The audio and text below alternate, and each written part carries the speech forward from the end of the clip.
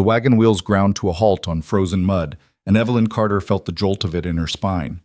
She'd been riding for 3 days straight, her body numb from cold and exhaustion, her mind clinging to a single fragile hope. Thomas Brennan would be waiting. Thomas, who'd written those careful letters promising stability, a home, a future. Thomas, who'd paid her passage from St. Louis to this godforsaken edge of nowhere. She climbed down, her boots crunching on ice-crusted dirt. Blackridge wasn't much to look at.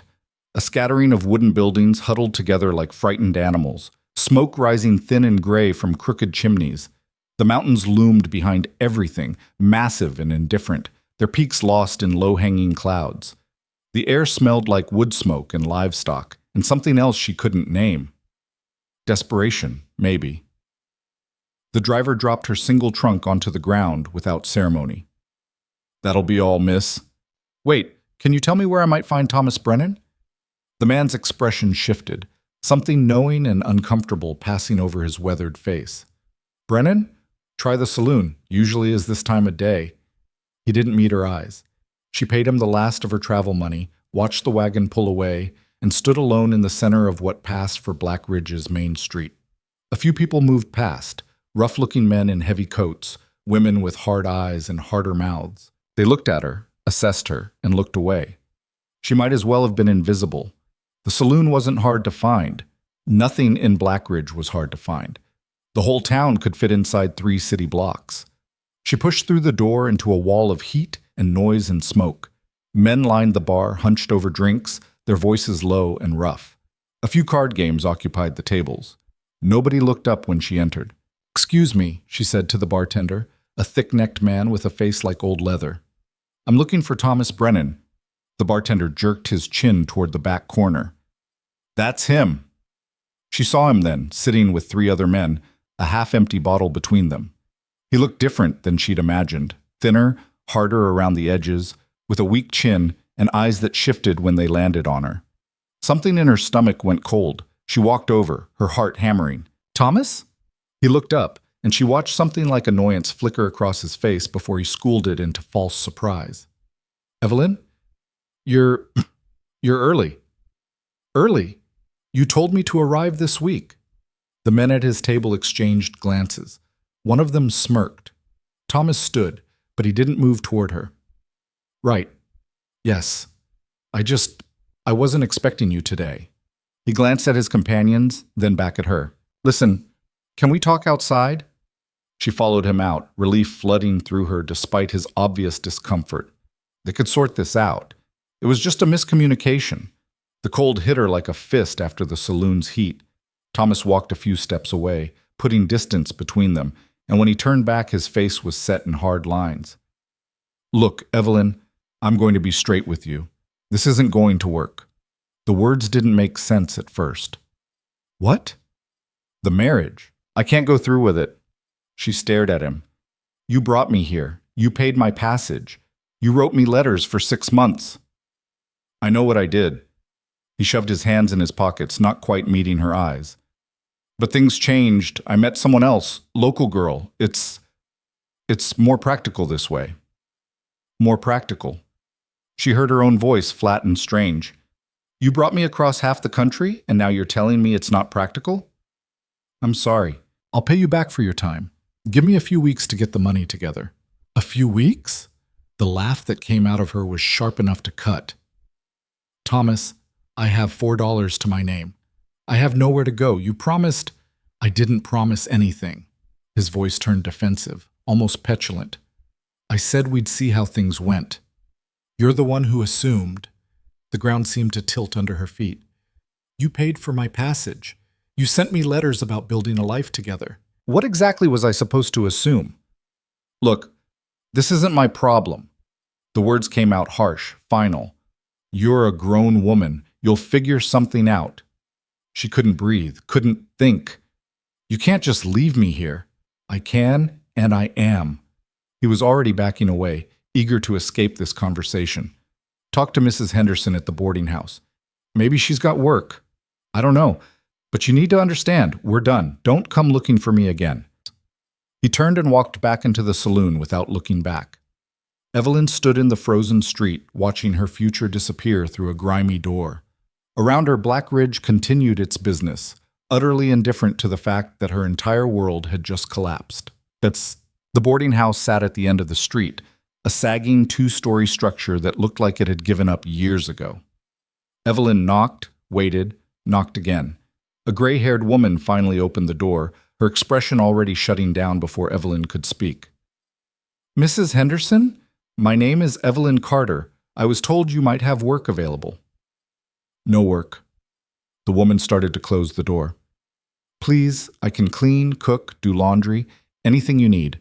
I'm a hard worker, I promise." I said no work." Mrs. Henderson's eyes were cold. "I know who you are. Thomas Brennan's mail-order bride. Word travels fast in a small town, girl. You think I want that kind of talk in my establishment? Bad enough having unmarried women here as it is. I need somewhere to stay, just for a few days while I figure out 50 cents a night, in advance." Evelyn did the math in her head. $4 meant 8 nights. 8 nights to find work, earn money, get out of this nightmare. "I'll take a room." Mrs. Henderson held out her hand. Evelyn counted out $4 in coins, handed it over, and watched the woman's expression remain unchanged. Room 3. Upstairs. No visitors, no noise after 9, no cooking in your room. You cause me any trouble, you're out. The room was barely bigger than a closet, with a narrow bed, a cracked wash basin, and a window that let in more cold than light. Evelyn set down her trunk and sat on the bed, staring at the wall. She'd made a mistake, a terrible, catastrophic mistake. Coming here, trusting Thomas, believing she could build something new. She'd sold everything she owned to pay for this journey, burned every bridge in St. Louis to start fresh, and now she was trapped in a frozen hell at the edge of the world with $8 worth of time to save herself. She didn't cry. Tears were a luxury she couldn't afford. The next morning, she started looking for work. The general store didn't need help. Neither did the saloon, the blacksmith, the livery, or the hotel. Most places wouldn't even let her finish asking before turning her away. The few who listened made it clear they'd heard about her situation and wanted no part of it. "We don't hire women of questionable character," the hotel manager told her, his tone making it clear what he thought of mail-order brides. By noon, she'd tried every establishment in Black Ridge. By evening, she'd gone back and tried again, desperate enough to beg. The answer was always the same. No. She spent her second night in that cramped room, hunger starting to gnaw at her belly. She'd eaten nothing but bread and water since arriving, trying to stretch her remaining coins. 4 days left. 4 days to find money, or she'd be on the street. On the third day, she saw the notice nailed to a post outside the general store. Firewood needed. Inquire within.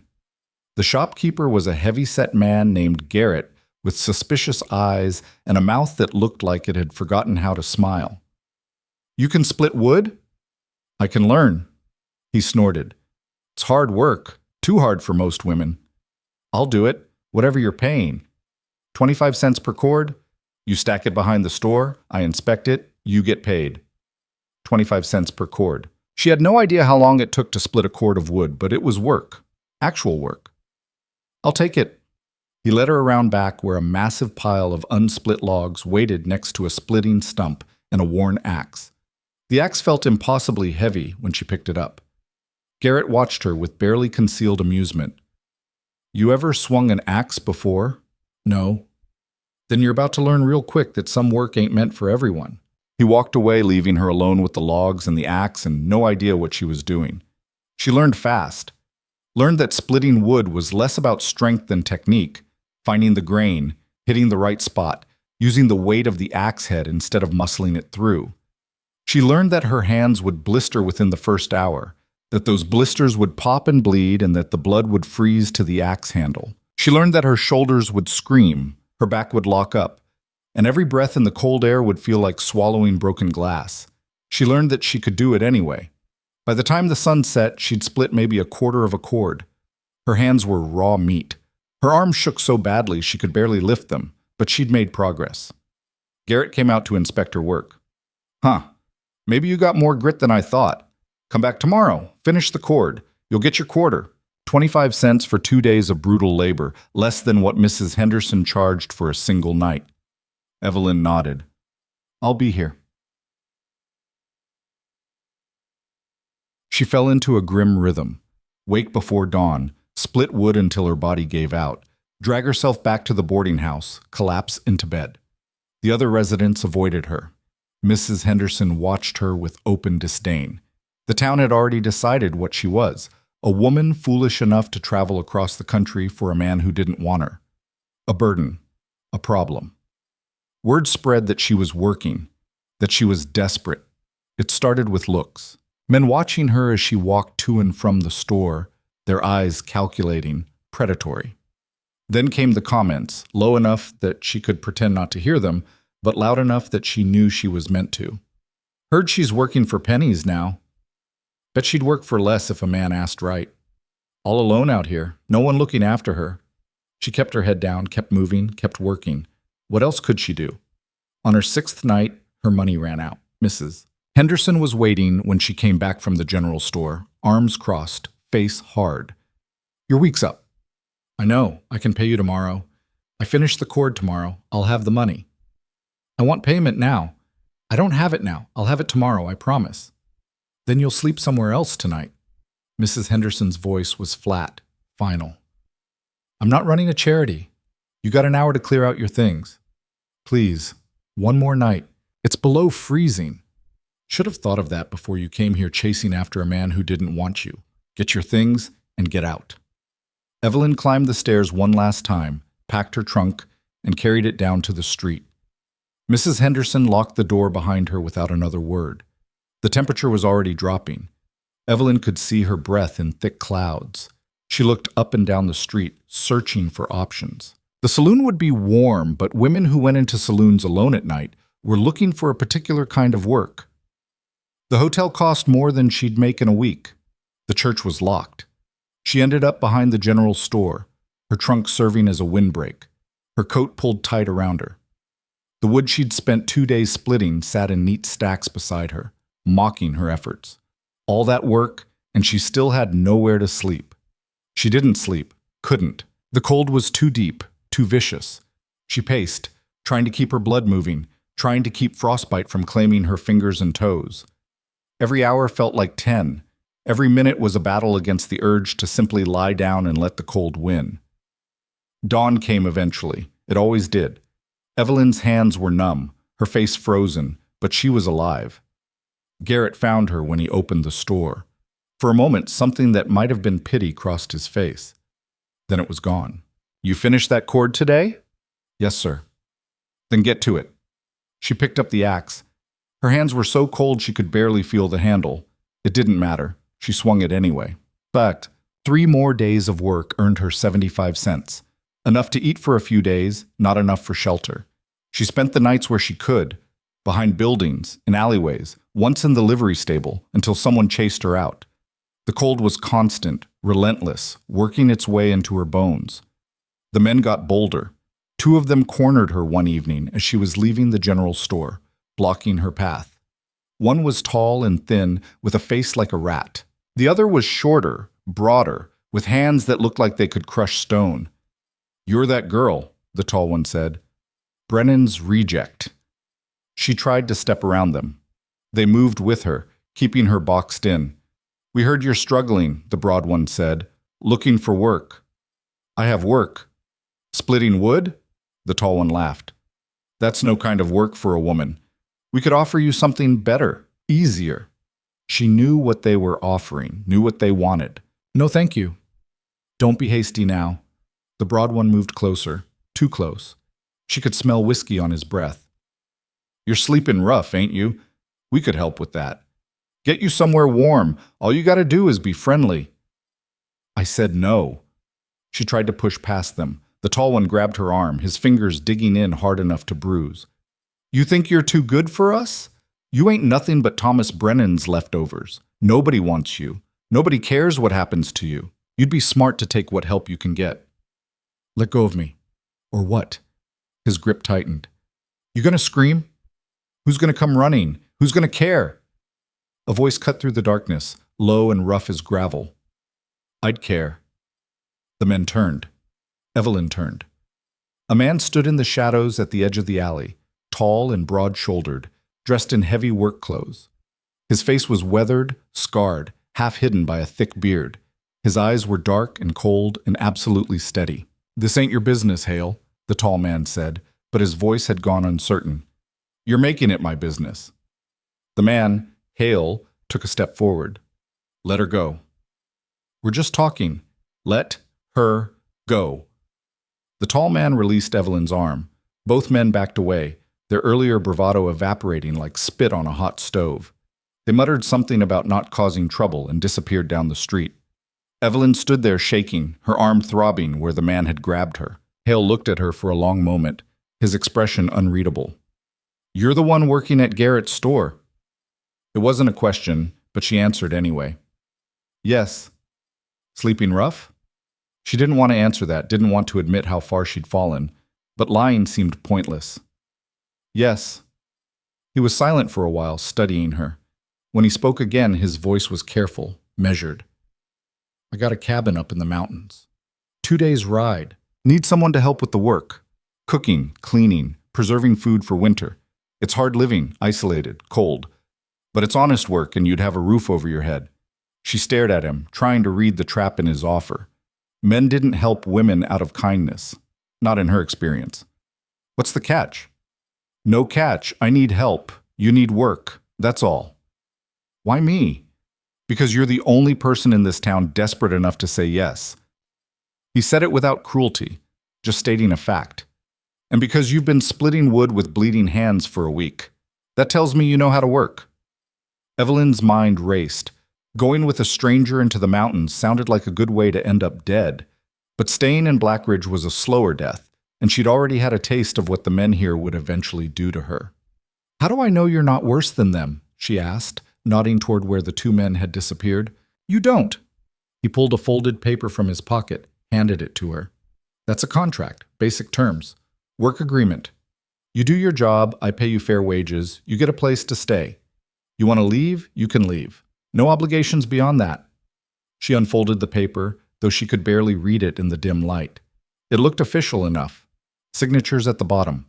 Terms spelled out in careful handwriting. "I leave tomorrow at dawn," Hale said.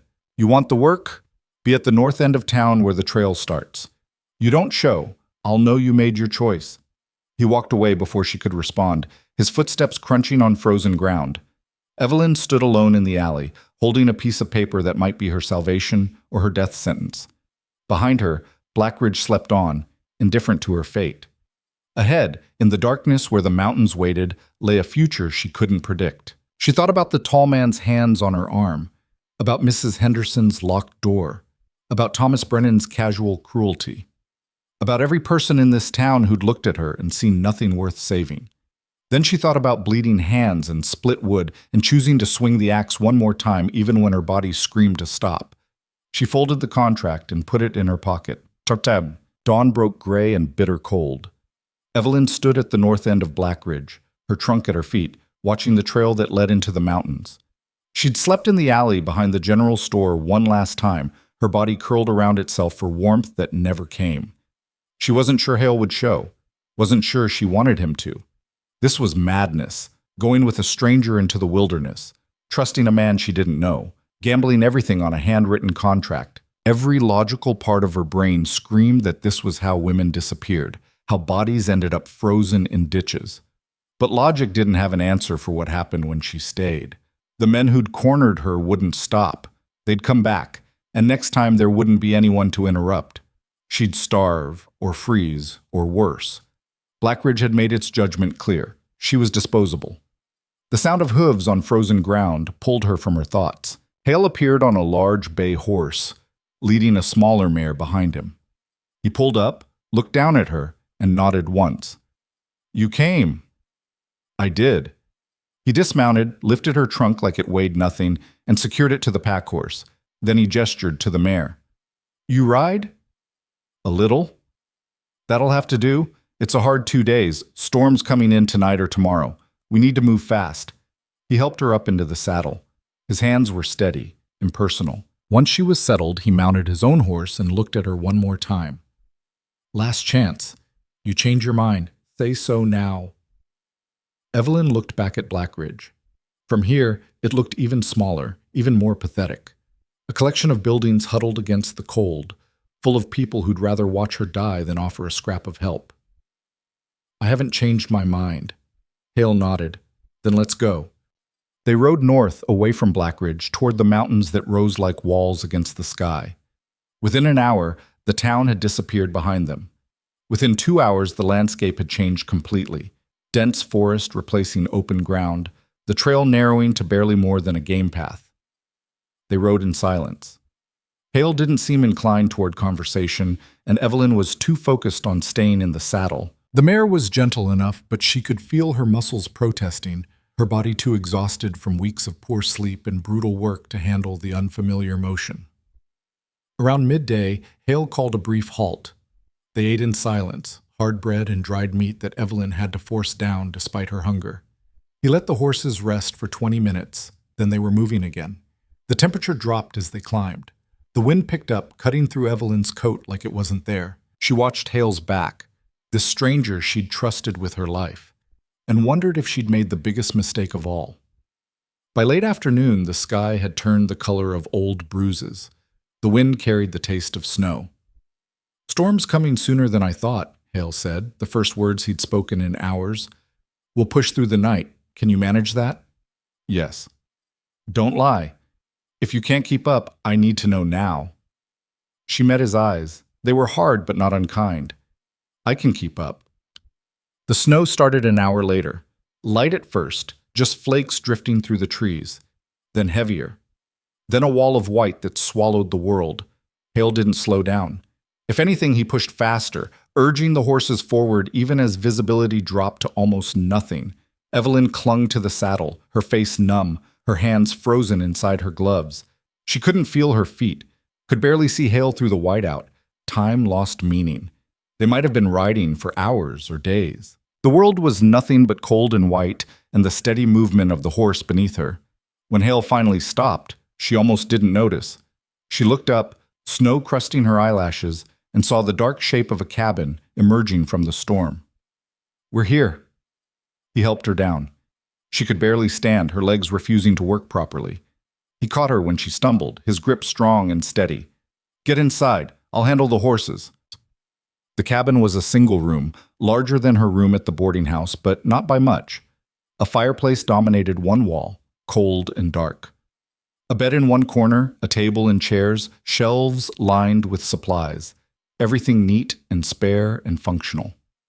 Evelyn stood in the center of the room, dripping snow onto the floor, too cold to even shiver. Outside, she could hear Hale working, taking care of the horses even in the blizzard. He came in a few minutes later, stomping snow from his boots, and immediately set about building a fire. He worked with the efficiency of long practice, kindling, small wood, larger logs, everything arranged just right. Within minutes, flames were licking up, heat beginning to spread through the frozen air. "Sit by the fire. Get warm. There's blankets on the bed if you need them." She sat, watched the flames. Slowly, feeling crept back into her hands and feet, bringing with it a pain that made her gasp. Hale moved around the cabin, lighting a lamp, pulling out supplies, starting a pot of something over the fire. The wind howled outside, rattling the windows, but inside it was growing warm. Safe. "You did good," Hale said, not looking at her. "Most people wouldn't have made it through that ride." "I didn't have a choice. Everyone's got a choice. You could have given up, fallen off, made me turn back. You didn't." He ladled something into a bowl, some kind of stew, thick and hot, and handed it to her. The first bite was the best thing she'd ever tasted. They ate in silence. Outside, the storm raged. Inside, the fire crackled and the cabin held firm. When she finished eating, Evelyn finally let herself acknowledge what she'd done. She'd left everything behind. Burned her last bridge, ridden into a blizzard with a stranger, and ended up in a cabin at the edge of nowhere. She was either very brave or very stupid. Time would tell which. Hale banked the fire and gestured to the bed. "You take it. I'll sleep on the floor." "I can't." "You can, and you will. You've been sleeping rough for days. You need proper rest." She wanted to argue, but she was too tired, too broken. She climbed into the bed, still fully dressed, and pulled the blankets over herself. The last thing she saw before exhaustion claimed her was Hale settling down by the fire, his scarred face lit by the flames, keeping watch while the storm tried to tear the world apart outside. She'd made her choice. For better or worse, there was no going back now.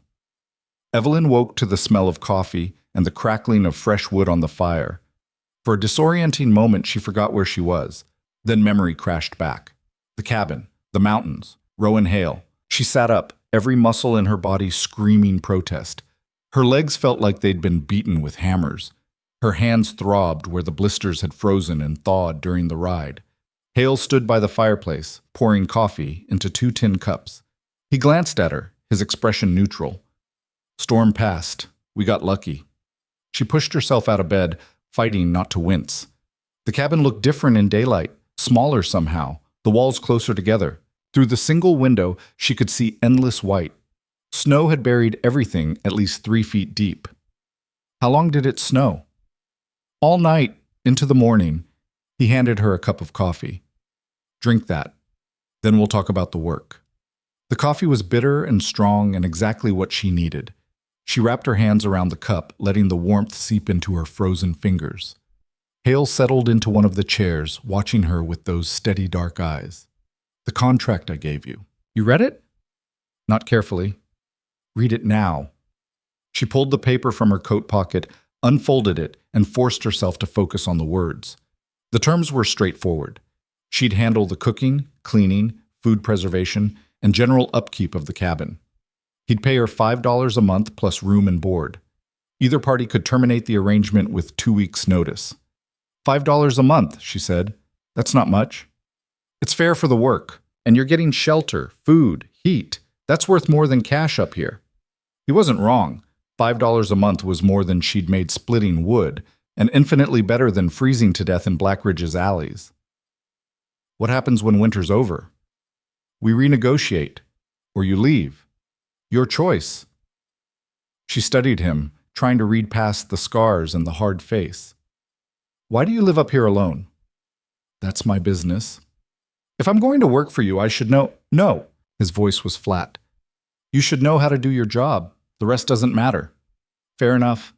She'd wanted distance from people too. That's what had made his offer survivable in the first place. When do I start? Now. He stood, moved to the shelves, and started pulling down supplies. First thing you need to learn is how we do things up here. We're 2 days from the nearest town, longer in winter. Everything we need, we either have or we make. There's no running to the store when we run out of flour. He showed her the storage, dried beans, cornmeal, flour, salt pork, jarred vegetables from last summer. Not abundance, but enough to get through winter if they were careful. You know how to cook over a fire? Some. Some won't cut it. I'll show you once. After that, you're on your own. He wasn't exaggerating. He demonstrated how to manage the heat, how to keep the pot from scorching, how to add wood without smothering the flames. Then he stepped back and watched while she tried to make breakfast. She burned the first batch of cornmeal mush. The second batch was better, but still lumpy. The third attempt was almost edible. Hale ate without complaint, though she could tell it wasn't good. When they finished, he pushed back from the table. You'll get better. Everything up here, you learn by doing it wrong first. He pulled on his heavy coat. I've got work outside. You handle the cabin. Dishes, sweeping, check the food stores, and make a list of what's running low. When I come back tonight, I expect supper ready. He left without waiting for a response. Evelyn stood in the center of the cabin, looking at the mess from breakfast, the unmade bed, the dirt tracked in from the storm. This was her life now. This was what she'd chosen. She got to work. The dishes were easy enough, though the water had to be heated over the fire first. Sweeping was straightforward. Checking the stores took longer. She had to climb up to reach some of the higher shelves, and her hands were still too damaged to grip properly. Twice she dropped jars, catching them just before they shattered. By midday, she'd finished the basic cleaning and started on supper. Hale had left instructions for a simple stew: salt pork, beans, dried vegetables. She followed them as best she could, tasting as she went, adjusting the salt and trying to remember how her mother used to make stew back when things were different. Hale returned as the sun was setting, covered in snow and carrying an armload of fresh-cut wood. He stacked it by the fireplace without a word, then washed his hands and sat down at the table. Evelyn served the stew, her stomach tight with nervousness. It smelled right, at least. He took a bite, chewed, swallowed. "It's good." Relief flooded through her. "Really?" "Don't sound so surprised. You can cook, just needed practice." He ate steadily, efficiently, like a man who viewed food as fuel rather than pleasure. "You get the stores inventoried?" "Yes, we're low on flour and cornmeal. The dried apples are almost gone." "I'll make a run to town in a few weeks, weather permitting." He finished his stew, set down the bowl. "You did good work today." The praise was small, barely there, but it landed like a stone in still water. When was the last time someone had told her she'd done good work? Over the next few days, they fell into a rhythm. Hale worked outside from dawn until dusk, cutting wood, checking traps, maintaining the property. Evelyn handled the cabin, learning through trial and error how to manage a household in the wilderness. She learned to bake bread in a Dutch oven, to stretch their supplies, to keep the fire going at the right temperature all day long. She learned that Hale wasn't much for conversation. He'd answer direct questions, but he never volunteered information. He didn't ask about her past, didn't pry into why she'd ended up in Blackridge. In return, she didn't push him about the scars on his face or why he'd chosen isolation. They existed in parallel, sharing space but maintaining careful distance. Then the second storm hit. It came on fast, no warning. 1 minute the sky was clear, the next it was black and howling. Hale barely made it back to the cabin before the full force of it struck. "This one's bad," he said, shedding his snow-covered coat. "Could last days." He was right. The storm raged for 3 days straight, the wind so loud it drowned out conversation, the snow so thick they couldn't see past the window. They were trapped inside the small cabin with nothing to do but wait it out. The forced proximity made things awkward. Hale took to carving by the fire, small figures that emerged from blocks of wood with surprising delicacy. Evelyn tried to stay busy with mending, cooking, anything to avoid the uncomfortable silence. On the second day, the silence broke. "You don't have to tiptoe around," Hale said, not looking up from his carving. "This is your home now, too." "I don't want to intrude." "You're not." He set down his knife, studied the half-formed deer in his hands. "I'm not used to having someone here, but that's my problem, not yours." "Why did you offer me the work?" The question had been eating at her since Blackridge. "There must have been other people you could have asked." "No one else desperate enough to say yes." He said it matter-of-factly, without cruelty. "And no one else stubborn enough to swing an axe with bleeding hands for a week straight." "You saw that?" "Everyone saw it. Most people thought you were crazy. I thought you were a survivor." The words settled between them, heavy and strange. A survivor. Was that what she was? "What happened to your hands?" he asked. She looked down at her palms, still healing, the skin raw and pink. "I told you, I was splitting wood. Before that, in Blackridge." "Why were you there?" The whole story came out. Thomas Brennan's letters, the promises, the humiliation, the slow, grinding desperation that followed. She'd never told anyone, never had anyone who cared enough to ask. But something about the storm and the isolation made the words easier. Hale listened without interrupting. When she finished, he was quiet for a long time. "Men like Brennan," he finally said, "they're cowards. They make promises they never intend to keep because it makes them feel important.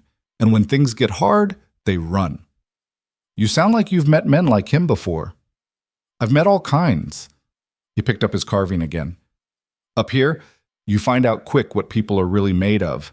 The mountain doesn't care about your promises or your excuses. It only cares if you can survive." "Is that why you're here? To survive?" His jaw tightened. Something like that. She didn't push. They'd both earned their secrets. The storm finally broke on the 4th day. Hale went outside to assess the damage, a broken shutter, several feet of snow blocking the door to the shed, one of the traps buried completely. He worked all day digging out, repairing, checking on the animals. Evelyn watched from the window, struck by how easily he moved through the deep snow, how efficiently he worked. This was his element. Up here, he wasn't an outsider or a reject. He was exactly where he belonged. That night, over supper, he laid out new work for her. Storm set us back. We need to double down on preserving food. I shot a deer yesterday before the weather turned. It's hanging in the shed.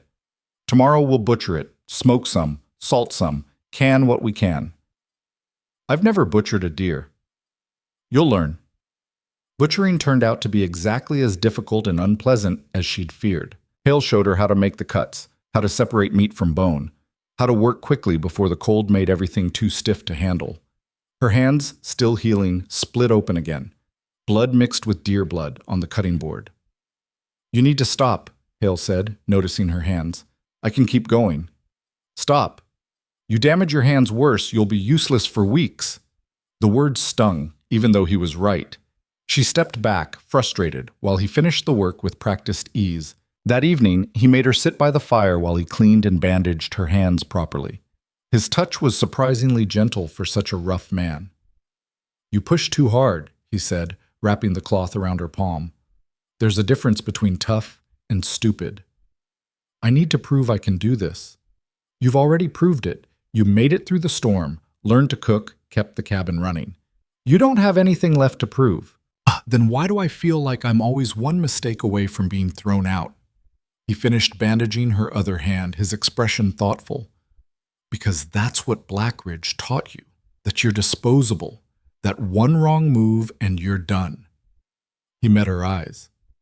That's not how things work up here. Up here, everyone makes mistakes. The question is whether you learn from them.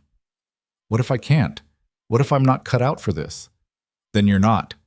And we figure out something else. He stood, moved back to his chair. But I don't think that's the case. I think you're tougher than you know.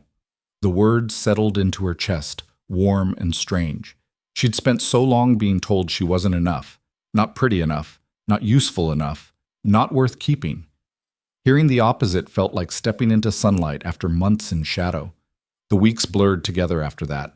Work became routine, cooking, cleaning, preserving food, helping Hale with the endless tasks that kept them alive. She grew stronger, her hands healing properly, her body adapting to the physical demands. She also grew to understand Hale better. He wasn't talkative, but he wasn't silent either. He'd share information when it mattered, how to read the weather, which herbs could treat which ailments, where the best fishing spots were come spring. He had a dry sense of humor that snuck up on her, deadpan observations that made her laugh despite herself. One evening, she caught him smiling at something she'd said. It transformed his face, made him look younger, less hardened. What? She asked. Nothing, just thinking you're settling in better than I expected. Is that a compliment? Take it however you want. They were sitting by the fire, the supper dishes cleaned and put away, the cabin warm and quiet. Outside, snow fell softly, building up on the windowsill. Evelyn realized she felt something she hadn't felt in months. Safe. Can I ask you something? She said. You can ask, doesn't mean I'll answer. The scars on your face, how did you get them? He was quiet for so long she thought he wouldn't respond. Then, logging accident 5 years ago. Tree fell wrong, caught me across the face, nearly killed me. Is that why you're up here alone? Part of it. He stared into the fire. After I healed, people looked at me different, like I was broken. Damaged goods, I got tired of it. Figured if I was going to be alone anyway, might as well be alone on my own terms. She understood that better than he knew. Do you ever regret it? Coming up here? Sometimes. When winter's especially hard or when I'm sick and there's no one to help. But most of the time? He shook his head. No, this is honest living. Hard, but honest. That's more than most people get. What about connection? Don't you miss having people around? I did at first, then I realized the people I was missing weren't worth missing. They only wanted me around when I was useful. He looked at her. What about you? You miss anyone from before? The question caught her off guard. Did she? Her parents were long dead. She'd had friends in St. Louis, but none close enough to follow her into disaster. Thomas had proven himself worthless. Mrs. Henderson and the rest of Blackridge could rot for all she cared. No, she said, I don't miss any of them. Then you're right where you need to be. The fire crackled. Outside, the wind picked up, rattling the shutters. Inside, the silence between them was comfortable now, familiar. "Rowan," she said, testing his first name for the first time. He looked up. "Thank you for giving me this chance." He nodded once, then went back to staring at the fire. But she thought she saw something in his expression. Recognition, maybe, or understanding. The knowledge that they were both refugees from a world that hadn't wanted them, making something new in the only place that would have them. December bled into January. The cold deepened, becoming something physical and malicious. Some mornings, Evelyn woke to find frost on the inside of the windows, the water in the basin frozen solid. Rowan would be up before dawn, feeding the fire, making sure they didn't freeze in their sleep. They worked together more now. He taught her to check the traps, how to skin rabbits and squirrels, how to tell good ice from bad. She taught him to make his coffee less like mud and convinced him that adding vegetables to every meal wasn't a waste of supplies. Their conversations grew longer, easier. She learned he'd grown up in Montana, had worked as a logger since he was 14, had saved for years to buy this land. He learned she'd been a seamstress in St. Louis, that her parents had died of fever when she was 17, that she'd been alone and struggling long before Thomas Brennan had entered her life. "You're good with your hands," he observed one evening, watching her mend one of his shirts. "Ever think about sewing for money?" "Who would I sew for up here?" "Town's 2 days away. People need clothes mended, alterations done. You could build a reputation." The idea took root in her mind.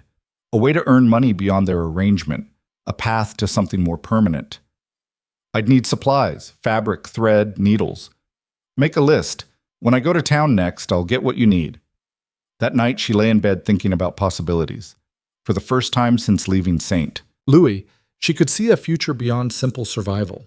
Not a perfect future, not even an easy one, but one that was hers. The illness hit in early February.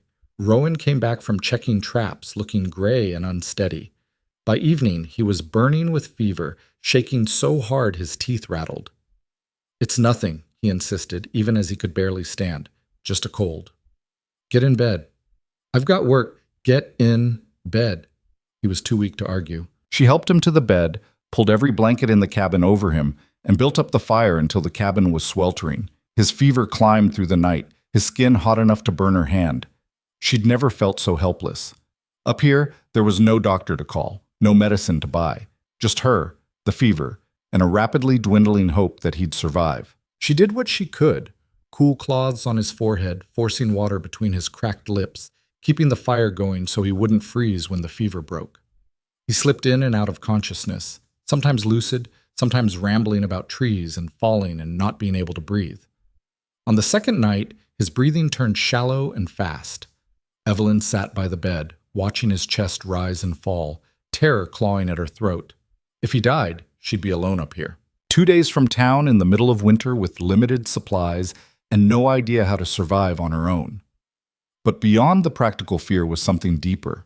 She didn't want him to die. Not because she needed him, but because somewhere in the last 2 months, she'd started to care about him. His quiet competence, his dry humor, the way he treated her like an equal instead of a burden. "Don't you dare die on me," she whispered. "Not after everything. You hear me? Don't you dare." His eyes fluttered open, fever bright and unfocused. "Evelyn? I'm here. Can't breathe right.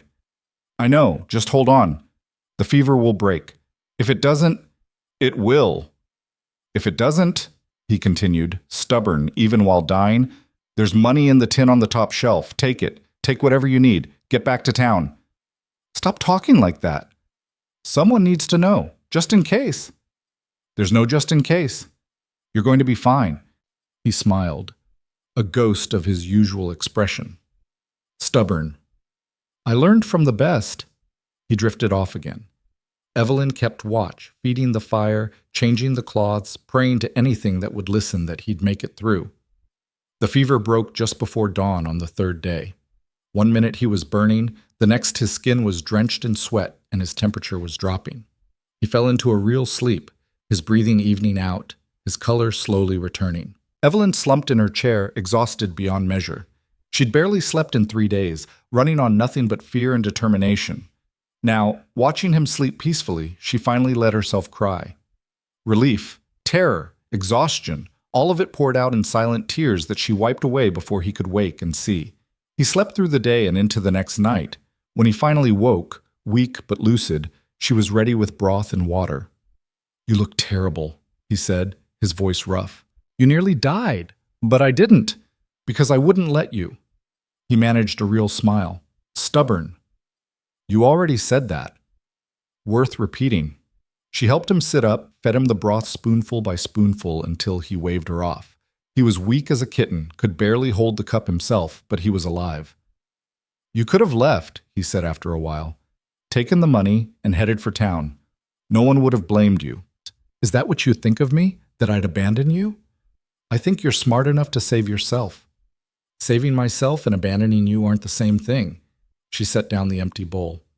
"Besides, you're the only person in months who's treated me like I matter. I wasn't about to let you die if I could help it." He looked at her for a long moment, something shifting in his expression. "I was wrong about you." "How so?" "I thought you needed saving. Turns out you're the one doing the saving." The words hit her square in the chest. She'd spent so long being the one who needed help, who was always failing, always falling short. Being told she'd saved someone felt impossible and true all at once. "We saved each other," she said quietly. "That's how this works, isn't it?" "Yeah, I suppose it is." Recovery was slow. Rowan tried to get back to work too soon and nearly collapsed. Evelyn put her foot down, forcing him to rest even when he complained. She handled everything: the cabin, the traps, the wood, all of it. Her hands ached and her back screamed, but she managed. She was capable, strong. The realization settled into her bones like truth.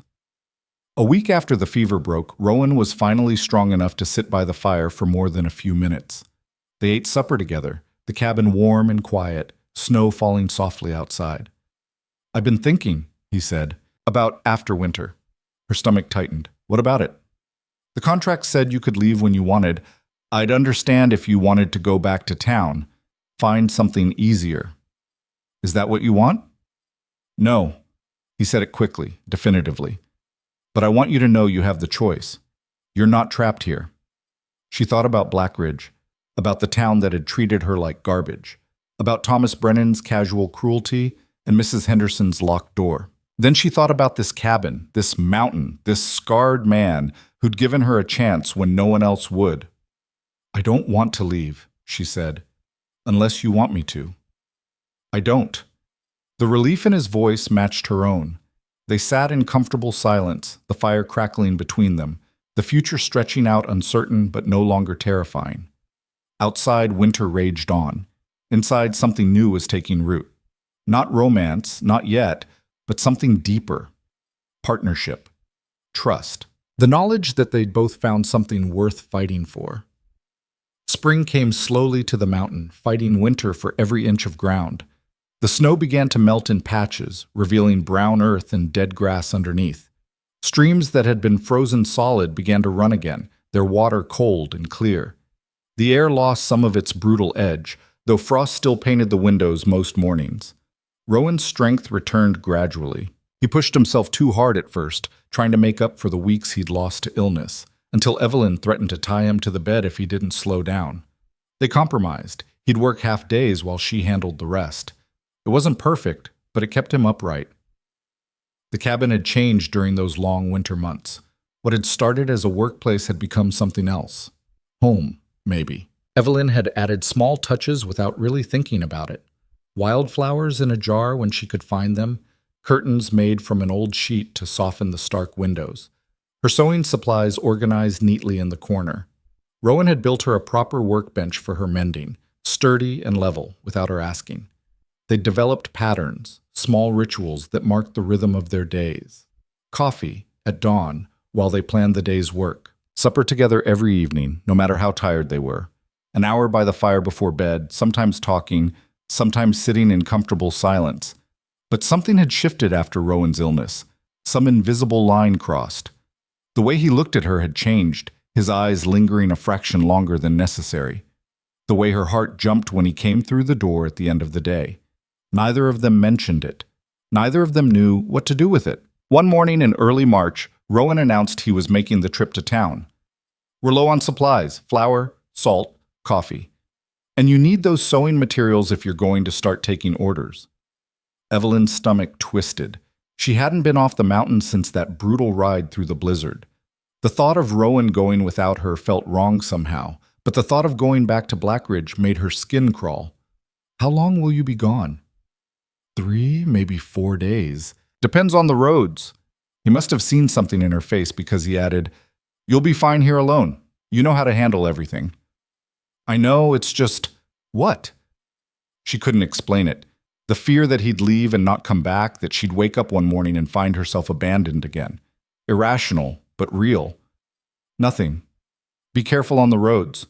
He studied her face, then reached out and squeezed her shoulder briefly. The touch was warmed through her sleeve, steady and real. "I'll be back. I promise." He left at dawn the next morning, the packhorse loaded with furs to trade. Evelyn stood in the doorway watching until he disappeared into the trees, then turned back to the suddenly too empty cabin. The first day alone was fine. She kept busy with chores, baked bread, worked on mending a coat. The second day was harder. Every sound made her jump. Every shadow looked like something dangerous. By the third day, she'd worked herself into a state of barely controlled panic. What if something had happened to him? What if he'd been thrown from his horse, or caught in a late storm, or run into trouble in town? What if Thomas Brennan had confronted him, or those men who'd cornered her in the alley had decided to settle old scores? She was standing at the window, staring uselessly at the empty trail, when she heard hoofbeats. Rowan rode into the clearing, looking tired but whole. Relief hit her so hard she had to grip the windowsill to stay upright. He saw her in the window and raised a hand. She forced herself to step back, to not run out and make a fool of herself. By the time he came through the door, she'd managed to compose her face into something approaching normal. "You're back." "Told you I would be." He dropped his pack on the table, started unloading supplies. "Roads were worse than I thought. Had to take the long way around Miller's Creek." "Any trouble in town?" "Not really. People asked about you, though." Her heart lurched. "What did you tell them?" "That you're working for me, doing a good job. Nothing else to tell." He pulled out a package wrapped in brown paper. "Got your sewing supplies. Woman at the store said if you're taking orders to let her know. She's got customers asking." Evelyn unwrapped the package. Needles, thread in various colors, good fabric shears, even some ribbon and lace. More than she'd expected. This must have cost a fortune. "Call it an investment. You start bringing in sewing money, we're both better off." He hesitated, then pulled something else from his coat. "Got you something else." It was a book. Small, leather-bound, the pages slightly worn. She opened it carefully. Poetry, the kind she used to read in St. Louis when she could afford to buy books. "I noticed you looking at mine," Rowan said, almost embarrassed. "Thought you might like your own." She couldn't speak. Nobody had given her a gift in years. Nothing that wasn't purely practical anyway. "Thank you," she managed finally. He nodded, already turning away to finish unpacking, but she'd seen the flush on his neck, the way he couldn't quite meet her eyes. That night, she sat by the fire reading while he worked on repairing a harness. The words on the page blurred. She kept glancing at him, this scarred, quiet man who'd brought her poetry from town because he'd noticed she liked to read. "Rowan? Hmm? Did you see Thomas Brennan?" His hand stilled on the leather. "Yeah, I saw him." "And?" "And nothing. He's still the same worthless bastard he always was. Got married to that local girl. Looked miserable, if you want my opinion." The information should have hurt. Instead, all she felt was a distant sort of pity. Thomas Brennan had chosen easy over honest, comfort over courage. She'd chosen the mountain. "I don't care about him anymore," she said, surprised to realize it was true. "I thought I would, but I don't." "Good. He doesn't deserve space in your head." She went back to her book, but the words had changed somehow. They felt like they were about her now, about transformation and survival and finding beauty in unexpected places. The sewing work started slowly. Rowan spread word in town that Evelyn was taking orders. The first job came a week later. A man's coat that needed the seams reinforced and the hem repaired. Simple work, but she did it well, her stitches small and even. The man paid her $1 when Rowan delivered it back to town. More work followed. A woman's dress that needed to be taken in. Children's clothes that needed mending. A wedding suit that required careful alteration. Evelyn's reputation grew. Quality work, fair prices, reliable delivery through Rowan's regular trips to town. The money wasn't much, but it was hers. She started saving it in a tin box under the floorboards, watching the coins accumulate. Security. Independence. The knowledge that she wasn't dependent on anyone's charity. One evening, counting her earnings, she looked up to find Rowan watching her. What? Nothing. Just thinking you've come a long way from splitting wood with bleeding hands. Is that a compliment? It's a fact. You're good at this. Building something real. She put the coins away, suddenly self-conscious. We're building it. The sewing work only exists because you're willing to make the trips to town. That's what partners do. Help each other. Partners. The word hung in the air between them, loaded with meaning neither of them quite wanted to examine. The weather warmed as March became April.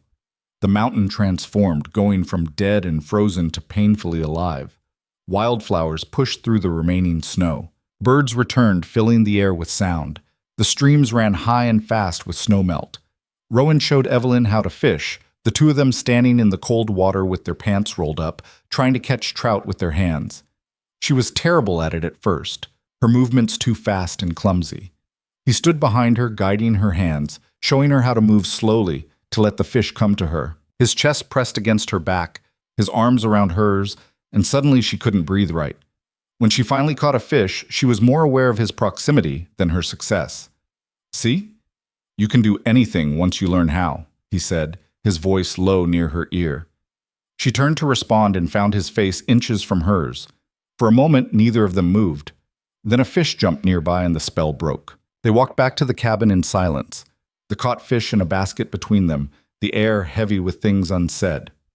That night, lying in bed while Rowan slept by the fire like always, Evelyn stared at the ceiling and forced herself to confront the truth. She'd fallen for him. Somewhere between the blizzard and the illness and the fishing lesson, she'd stopped seeing him as her employer and started seeing him as something else entirely. The realization terrified her. She'd trusted a man before, believed in promises before, and it had nearly destroyed her. How could she risk that again? But Rowan wasn't Thomas. He'd never made promises he couldn't keep, never pretended to be something he wasn't. He was hard and scarred and difficult, but he was honest, brutally, painfully honest. The question was whether he felt the same way, and if he did, whether either of them was brave enough to do anything about it. The answer came 2 weeks later. Rowan had gone out to check the traps before dawn. Evelyn was making breakfast when she heard shouting outside. She ran to the window and saw two men on horses approaching the cabin, rough-looking, armed, moving with the confidence of people who expected no resistance. Her stomach dropped. She knew the type. Drifters, troublemakers, men who saw an isolated cabin as an easy target. She grabbed Rowan's rifle from above the door, checked that it was loaded, and stepped outside. "That's far enough," she called out, raising the rifle. The men reined in their horses, looking her over with obvious amusement. "Easy now," the taller one said. "We don't mean no harm, just looking for Rowan Hale." "He's not here." "When's he coming back?" "I don't know. Could be days." The shorter man grinned. "Seems like you're all alone then. That's a shame. Pretty thing like you, all by yourself." I said that's far enough. She cocked the rifle, the sound sharp in the morning air. "You even know how to use that?" the tall one asked. Rowan's voice came from behind them, cold and deadly. "She does, and so do I." Both men spun their horses. Rowan stood at the edge of the clearing, his own rifle raised and steady, aimed directly at them. "You boys lost?" he asked, his tone suggesting they better find themselves quick. "We heard you had furs to sell," the tall one said, trying to recover. "Thought we'd make an offer." "I sell in town, through legitimate dealers, not to men who ride onto my property uninvited and threaten my household." The word household hit Evelyn square in the chest. His household, not his employee or his charity case, his. "We weren't threatening." "You were. And now you're leaving. If I see you on my land again, I won't bother with conversation." The men exchanged glances, calculating odds they clearly didn't like. Then they turned their horses and rode off, Slower than Evelyn would have preferred, but at least they were going. Rowan didn't lower his rifle until they were out of sight. Then he turned to Evelyn, his face tight with controlled fury. "You handled that well," he said, "but you shouldn't have gone out alone." "What was I supposed to do? Let them walk right in?" "You were supposed to bar the door and wait for me." "I didn't know where you were." "For all I knew, they'd already—" She couldn't finish the sentence. The anger drained from his face. "I'm fine. I saw them coming up the trail and circled around, but Evelyn—" He stepped closer, setting down his rifle. "You could have been hurt. If something happened to you—" "Nothing happened. I can take care of myself." "I know you can, but you shouldn't have to, not alone." They were standing too close now, close enough that she could see the fear still lingering in his eyes. Fear for her. Because of her. "I was scared," she admitted. "Not of them. Of losing you." "You're not going to lose me." "You can't promise that." "I can promise I'll do everything in my power to make sure it doesn't happen." His hand came up, hesitated, then gently touched her cheek. "You matter to me. More than I knew how to say." Her breath caught. "Rowan, let me finish. I know this isn't what we agreed to. I know the contract says it's just work, but somewhere along the way it stopped being just work for me. You're not my employee, you're—" He struggled with the words. "You're the person I wake up wanting to see. The person I think about when I'm in town. The person who makes this cabin feel like more than just a place to survive." Evelyn felt tears prick her eyes. "I feel the same way. I have for weeks. I just didn't know if you—" He kissed her. It wasn't smooth or practiced or anything like the romantic stories she'd read. It was awkward and hesitant and perfect. His beard scratched her face. His hand trembled against her cheek. When they broke apart, both of them were breathing hard. "I'm not good at this," he said, "at feelings and words and whatever comes next." "Neither am I. We'll figure it out together." "Yeah?"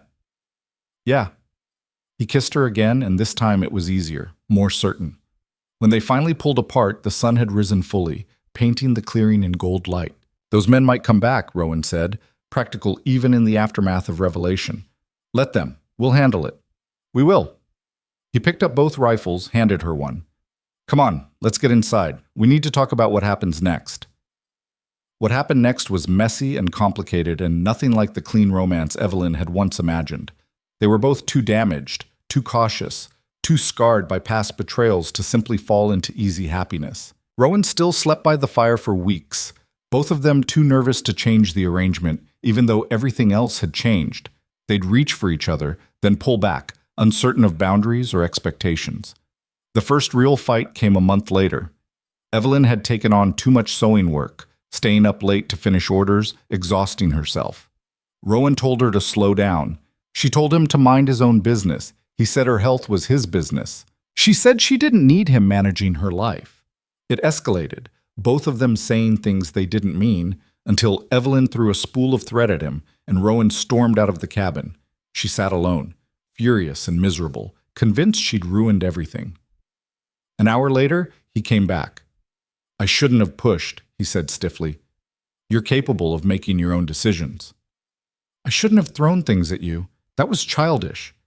They stood on opposite sides of the cabin, neither willing to close the distance first. "This is harder than I thought it would be," Evelyn said finally. "Being together? Learning how to be together, without running or hiding or assuming the worst." Rowan crossed the cabin in 3 strides and pulled her into his arms. "Then we keep learning, we mess up, we fight, we figure it out. That's what people do. I don't want to lose this, lose you. You won't. I'm not going anywhere." He pulled back enough to look at her. "We're both too stubborn to quit on each other." She laughed despite herself. "That's probably true." The fights didn't stop. Neither did the awkwardness or the uncertainty. But they learned to navigate it together, to apologize when they were wrong and stand firm when they were right. They learned each other's wounds and triggers, the things that made them pull away and the things that drew them closer. By June, Rowan had moved his bedroll next to hers. By July, they'd stopped pretending it was anything other than what it was. 2 people building a life together, one difficult day at a time. The cabin expanded. Rowan added a second room for Evelyn's sewing work, proper shelves, and a good window for light. She planted a garden, coaxing vegetables from the Rocky Mountain soil. They talked about the future in concrete terms, what they'd need for next winter, how to expand the trap lines, whether they should get chickens. The sewing work kept growing. Evelyn's reputation spread beyond Black Ridge to the neighboring settlements. She was making real money now, enough to contribute equally to their supplies and still save. One evening, counting her earnings, she realized she had enough to leave if she wanted. Enough to start over somewhere else, somewhere easier. The thought should have been liberating. Instead, it just made her grateful she didn't want to go. "What are you thinking about?" Rowan asked from his workbench. "Money. Independence. How strange it is to have choices again. You always had choices. Not real ones. Not until I came here." She put the money away, went to stand behind him, rested her hands on his shoulders. "Thank you for that." "For what?" "For seeing me as more than someone to save. For treating me like an equal even when I didn't believe I was one." He covered her hand with his. "You saved yourself. I just gave you the space to do it." It wasn't completely true, but it wasn't completely false either. They'd both played their parts. Him offering the chance, her having the courage to take it. August brought a heat wave, unusual for the mountains. The cabin became stifling during the day. They took to working outside as much as possible, Evelyn sewing in the shade while Rowan tended the animals or worked on repairs. One afternoon, too hot to think straight, they walked to a swimming hole Rowan knew about. The water was cold enough to hurt, fed by snowmelt from higher up. They swam until their skin was numb, laughing like children, splashing each other without pretense or self-consciousness. Afterward, lying on the sun-warmed rocks, Evelyn felt something settle inside her. Peace, maybe. Or acceptance. The knowledge that this life, this man, this hard-won happiness was real and hers and worth everything it had cost. "I love you," she said, the words surprising both of them. Rowan turned his head to look at her, water still dripping from his hair. "Yeah? Yeah, I didn't plan to. I didn't even want to. But I do." He was quiet for a long moment. Then, "I love you too. Have for a while now." "Why didn't you say anything?" "Didn't want to scare you off. Figured you'd already had one man make promises he couldn't keep. Didn't want to be another." "You're nothing like him. Nothing." He reached for her hand, laced their fingers together. "I know I can't give you an easy life. This place, it's beautiful, but it's brutal. Every winter's a gamble. Every storm could kill us. We'll work ourselves to death just to survive. I know. But I can promise you honesty, respect, a fair share of everything we build, and I'll choose you, every day, for as long as you'll have me." Tears slipped down her face, warm in the cold air. "That's all I've ever wanted. To be chosen." "Then you've got it. You've got me." They lay there as the sun dried them, hands intertwined, the future uncertain but no longer terrifying. Whatever came next, storms or illness or hardship or joy, they'd face it together. The trouble arrived on a Tuesday in late September, dressed in a clean suit and riding an expensive horse. Evelyn was hanging laundry when she saw the rider coming up the trail. Something about the way he sat his horse, too straight and formal for these mountains, made her stomach tighten. She called for Rowan, who was splitting wood behind the cabin. He came around the corner, axe still in hand, and stopped when he saw the approaching figure. His jaw tightened. "You know him?" Evelyn asked. "No, but I know the type." The man rode into the clearing and dismounted with practiced ease. He was younger than Evelyn had first thought, maybe 30, with smooth hands and a face that had never seen real hardship. When he smiled, it didn't reach his eyes. "Mr. Hale? I'm looking for Rowan Hale." "You found him." Rowan didn't move, didn't set down the axe. "What do you want?" "My name's Richard Brennan. I believe you know my brother, Thomas." The name hit Evelyn like a physical blow. She took an involuntary step backward. Richard's eyes shifted to her, sharp and assessing. "And you must be Miss Carter, or is it Mrs. Hale now?" "That's none of your business," Rowan said, his voice flat and dangerous. "State your purpose, or get off my land."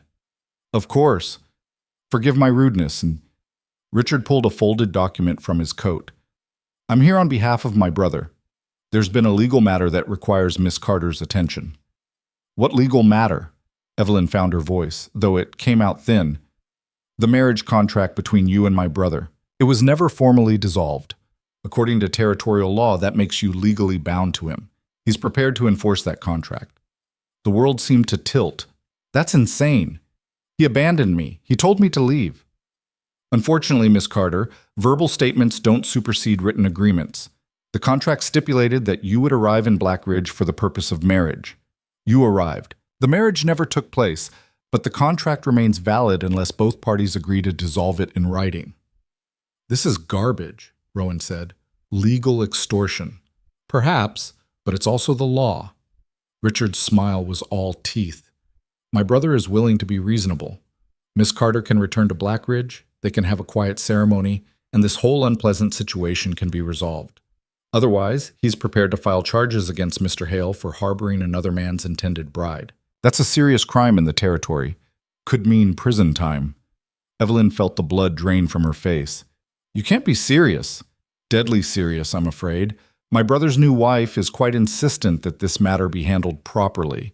Something about maintaining respectability. Richard refolded the document. You have 1 week to make your decision. Return to Blackridge and fulfill your contract, or Mr. Hale faces the consequences. Get out, Rowan said, his voice low and controlled in a way that was somehow more frightening than shouting. Get off my property right now. Richard mounted his horse, completely unruffled. 1 week, Miss Carter. I'll be waiting in Blackridge. Make the right choice. He rode away at a leisurely pace, like a man without a care in the world. Evelyn stood frozen, her mind racing. This couldn't be happening. She'd escaped Thomas, built a new life, found something real with Rowan. It couldn't all be destroyed by a piece of paper she'd signed in desperation. Evelyn, Rowan's voice cut through her spiral. Look at me. She met his eyes. This is a bluff. It has to be. No court would uphold that contract. You don't know that. You heard him. Territorial law is different. And even if it is a bluff, what if they try anyway? What if they arrest you just to make a point? Then we fight it. With what? We don't have money for lawyers.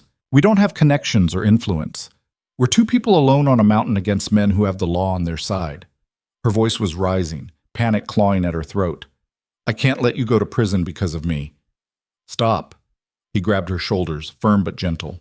We're not making any decisions right now. We're going to think this through, figure out our options, and handle it together. You hear me? Together. But even as he said it, she could see the fear in his eyes. He knew as well as she did that people like them didn't win against people like the Brennans. That night, they barely slept. Rowan wanted to ride to the nearest town with a telegraph office, send word to someone who might know the law better. Evelyn argued they didn't have time for that.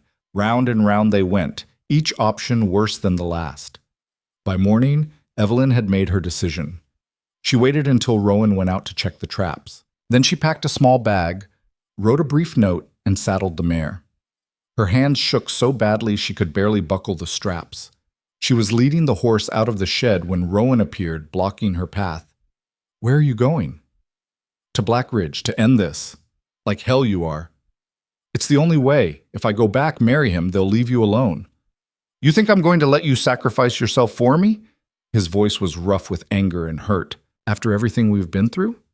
I can't let you go to prison. I can't. And I can't let you throw your life away to a man who doesn't deserve to breathe the same air as you. He took the reins from her hands. We find another way. There is no other way. There's always another way. We just haven't found it yet. Rowan, please. No. He pulled her close, his arms tight around her. I told you I'd choose you every day. That includes today. We face this together or not at all. She broke down then, crying into his chest, all the fear and frustration pouring out. He held her through it, steady and solid, refusing to let go. When she finally pulled back, her face was blotchy and her eyes swollen. I don't know what to do. We start by not panicking. Then we ride to Miller's Junction. There's a lawyer there, decent man named Patterson. We talk to him, find out what our real options are. That's 2 days' ride. Then we better get moving. They left within the hour, bringing what money they had and the marriage contract Evelyn had kept. The ride was hard and fast, pushing the horses as much as they dared. They barely spoke. both lost in their own spiraling thoughts. Miller's Junction was bigger than Blackridge, but not by much, a real town with a courthouse and several businesses. Patterson's office was above the general store, accessible by a narrow staircase that creaked under their weight. The lawyer was an older man with kind eyes and ink-stained fingers. He listened to their story without interrupting, read the contract carefully, and sat back with a heavy sigh. "This is a mess," he said finally. "Can they enforce it?" Rowan asked. "Possibly. The territorial courts have upheld similar contracts in the past, especially in cases where money changed hands for passage or dowry." He looked at Evelyn. "Did Thomas Brennan pay for your travel?" "Yes. From St. Louis to Blackridge. That complicates things. The contract could be viewed as a financial agreement with marriage as the consideration. If you don't fulfill your end, he could argue you owe him damages." Evelyn's heart sank. "How much?" "Passage from St. Louis? Probably $50 to $75, plus whatever he can claim for emotional distress or damage to his reputation." "That's robbery," Rowan said. "That's the law. Or at least, that's how the law gets twisted by men with money and connections." Patterson leaned forward. "But here's the thing. He'd have to file suit and prove his case in court. That takes time and money. And if you're willing to fight it, you might be able to argue that he broke the contract first by refusing to marry you when you arrived." "Might?" Evelyn echoed. "It's not guaranteed. The law isn't always fair, especially to women. But it's a chance." "What about the threat against Rowan, the harboring charge?" Patterson waved a dismissive hand. "That's pure intimidation. There's no law against a woman working for a man, even if she was previously contracted to marry someone else. They're trying to scare you into compliance." Some of the tension left Rowan's shoulders. "So we can fight this. You can try, but I won't lie to you. It'll be expensive, time-consuming, and there's no guarantee you'll win. The Brennans might have judges in their pocket. They might drag this out until you run out of money or patience." He looked between them. "You need to decide if fighting is worth the cost." They left the office with more questions than answers. Rowan wanted to fight, to take the Brennans to court and expose their manipulation. Evelyn wasn't sure they could afford to, in any sense of the word.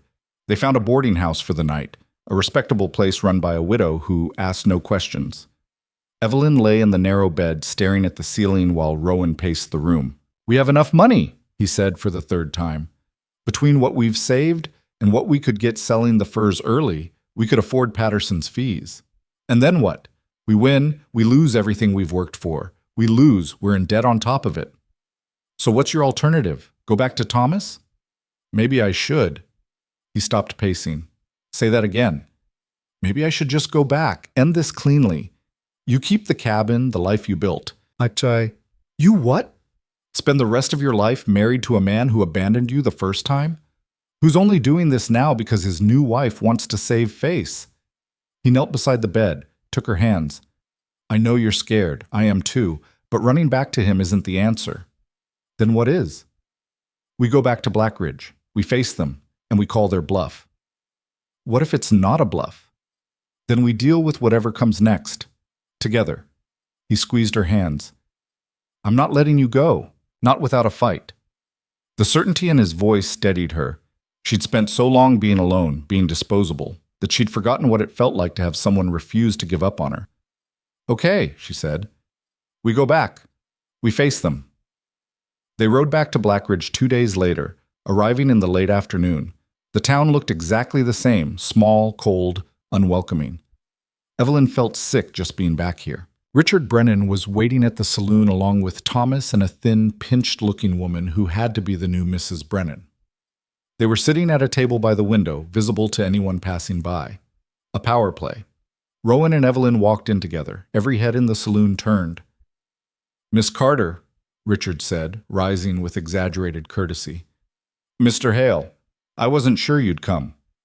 "We came to tell you where you can shove your contract," Rowan said flatly. Thomas shifted uncomfortably. His wife's expression hardened. "That's unfortunate," Richard continued smoothly. "I was hoping we could resolve this amicably." "There's nothing to resolve," Evelyn said, forcing her voice to stay steady. "Your brother broke the contract when he refused to marry me. Any claims he has are void. That's not how the law sees it." Then we'll let a judge decide. We've retained a lawyer. We're prepared to fight this in court. For the first time, Richard's smile faltered. You'd really drag this through the legal system? Make it public? If that's what it takes.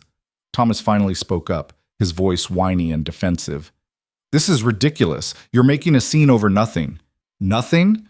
Evelyn felt her control snap. You brought me across the country with promises of marriage, then threw me away like garbage when I arrived. You left me to starve and freeze. And now you want to force me into a marriage so your wife can feel respectable? Watch your mouth, Mrs. Brennan hissed. Or what? You'll sue me? Go ahead. Let's stand in front of a judge and I'll tell them exactly what kind of man your husband is. The entire saloon had gone silent. People were openly staring now, drinking in every word. Richard's jaw tightened. You're making a mistake. The only mistake I made was ever trusting your brother in the first place. Evelyn straightened her shoulders. We're not paying you a cent. We're not backing down. If you want to take this to court, we'll see you there. She turned and walked out, Rowan right behind her. Her legs were shaking so badly she barely made it to the horses before they gave out. Rowan caught her, steadied her. You were magnificent, he said. I'm terrified. I know, so am I. He helped her mount. But we did it. We stood up to them. They were halfway back to the mountain when they heard horses behind them. Evelyn's heart lurched. Had the Brennans decided to escalate things? But it wasn't the Brennans. It was the sheriff, a grizzled man named Coleman, who Rowan had mentioned in passing. Mr. Hale, Miss Carter, need a word. They stopped. Evelyn's mind raced through terrible possibilities. Coleman rode up alongside them, his expression unreadable. Heard there was some excitement at the saloon. We had a disagreement with the Brennans, Rowan said carefully, so I gathered. Also heard you hired Patterson over in Miller's Junction. That's right. Coleman was quiet for a moment, studying them both. Then he said, I don't like the Brennans. Never have. Thomas is a weak fool, and Richard's a bully who thinks money makes him above the law.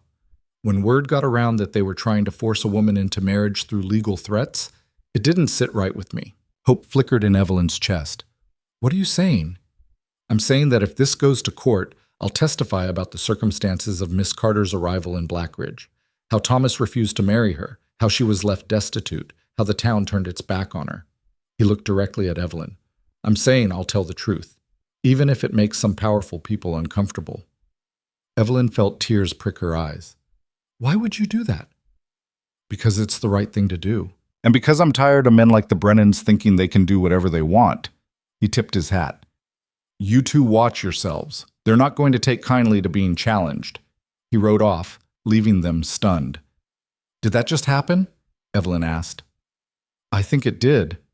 Rowan's voice was full of wonder. I think we might actually have a chance. They rode back to the cabin as the sun set, painting the mountains in gold and red. For the first time in days, Evelyn felt like she could breathe properly. Whatever happened next, they weren't alone in this fight. The response from the Brennans came faster than expected. 3 days later, Rowan returned from checking the mail at the trading post with a legal summons. Thomas was suing Evelyn for breach of contract and demanding repayment of travel expenses plus damages totaling $150. $150. More than they'd saved. More than they could raise without selling everything. Patterson reviewed the summons and confirmed what they already knew. It was legitimate. The court date was set for 6 weeks out. We need to gather evidence, Patterson told them. Witnesses who can testify about the circumstances in Blackridge, documentation if you have it, anything that shows Thomas broke the contract first.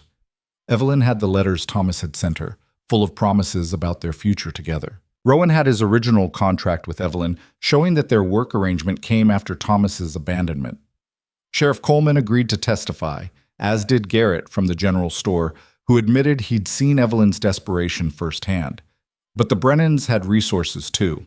They brought in witnesses who claimed Evelyn had been loose and immoral, that she'd left Thomas for Rowan, that she was a gold digger who'd never intended to honor the marriage contract. Lies.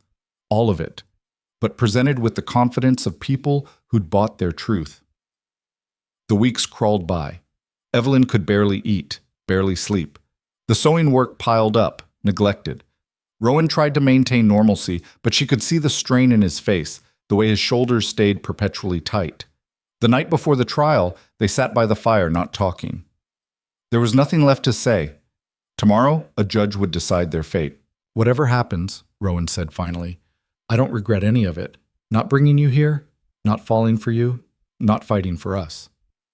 Even if we lose everything, we won't lose everything. We'll still have each other. You can't eat love, Rowan. You can't pay debts with it." "No, but it's worth fighting for anyway." He pulled her close. "I love you. Whatever the judge says tomorrow doesn't change that." She held on to him, trying to memorize the feel of his arms around her, the steady beat of his heart, just in case this was the last peaceful moment they had. The courtroom was smaller than Evelyn expected and stuffier. Thomas and Richard sat on one side with their lawyer, a slick man in an expensive suit. Evelyn and Rowan sat on the other with Patterson, who looked rumpled and nervous. The judge was an older man with a face like carved granite. He listened to both sides present their cases without expression. The Brennan lawyer went first, painting Evelyn as a manipulative woman who'd used Thomas for travel expenses, then abandoned him for another man. He presented the contract, the receipts for her passage, testimonies from Blackridge residents about her questionable behavior. Then it was Patterson's turn. He presented Thomas's letters, full of promises of marriage and a life together. Sheriff Coleman's testimony about how Thomas had publicly refused to marry Evelyn when she arrived. Garrett's account of her desperate situation. The work contract with Rowan, dated weeks after Thomas's abandonment. The judge listened to it all, asked pointed questions of both sides, then called for a recess to consider his decision. The wait was agony. Evelyn sat on a bench outside the courthouse, her hands twisted together, barely breathing. Rowan paced. Patterson reviewed his notes compulsively. After an hour, they were called back in. The judge looked at Evelyn directly when he spoke. "Miss Carter, this court finds that while you did enter into a contract with Mr. Thomas Brennan, that contract was contingent upon marriage taking place in good faith. Mr. Brennan's refusal to marry you upon your arrival constitutes a breach of that contract on his part. Therefore, you are not liable for repayment of travel expenses or damages." Relief hit Evelyn so hard she swayed in her seat. Rowan grabbed her hand, squeezed tight. The judge wasn't finished. "However, I am troubled by the circumstances that brought you to Blackridge in the first place. Mail-order marriage contracts are legal, but they carry significant risk for the women involved. You were fortunate to find alternative employment. Many women in your situation are not so lucky." He turned his gaze to Thomas. "Mr. Brennan, your conduct in this matter has been reprehensible. You brought a woman across the country based on promises you had no intention of keeping, then attempted to use the legal system to punish her for your own failures. This court has no patience for such manipulation." Thomas looked like he wanted to sink through the floor. Richard's face was purple with rage. "Case dismissed. Miss Carter, you're free to go." They stumbled out of the courthouse into blinding sunlight. Evelyn couldn't quite process what had happened.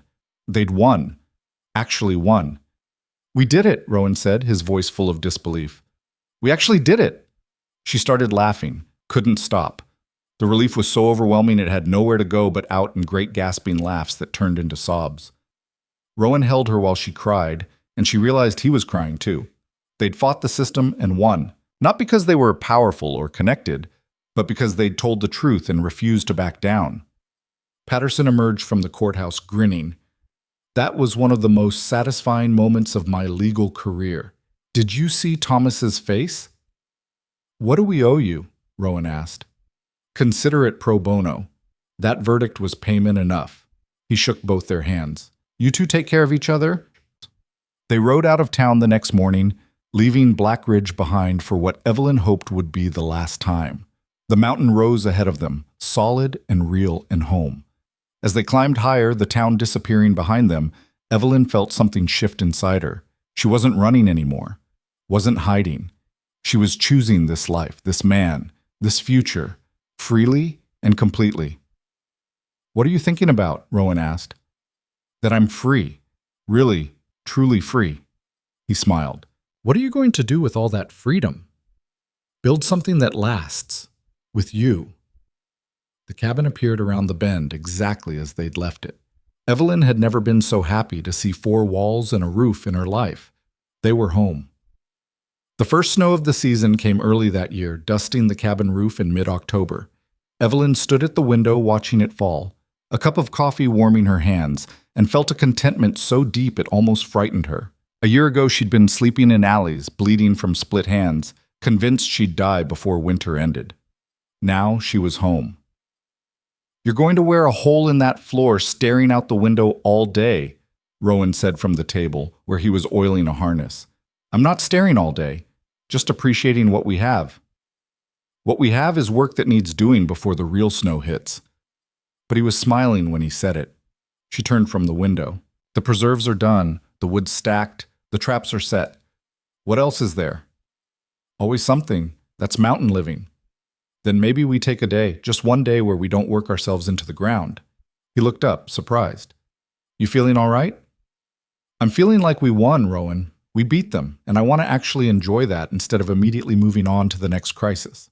He set down the harness, considering. "All right, one day. What did you have in mind?" She hadn't thought that far ahead.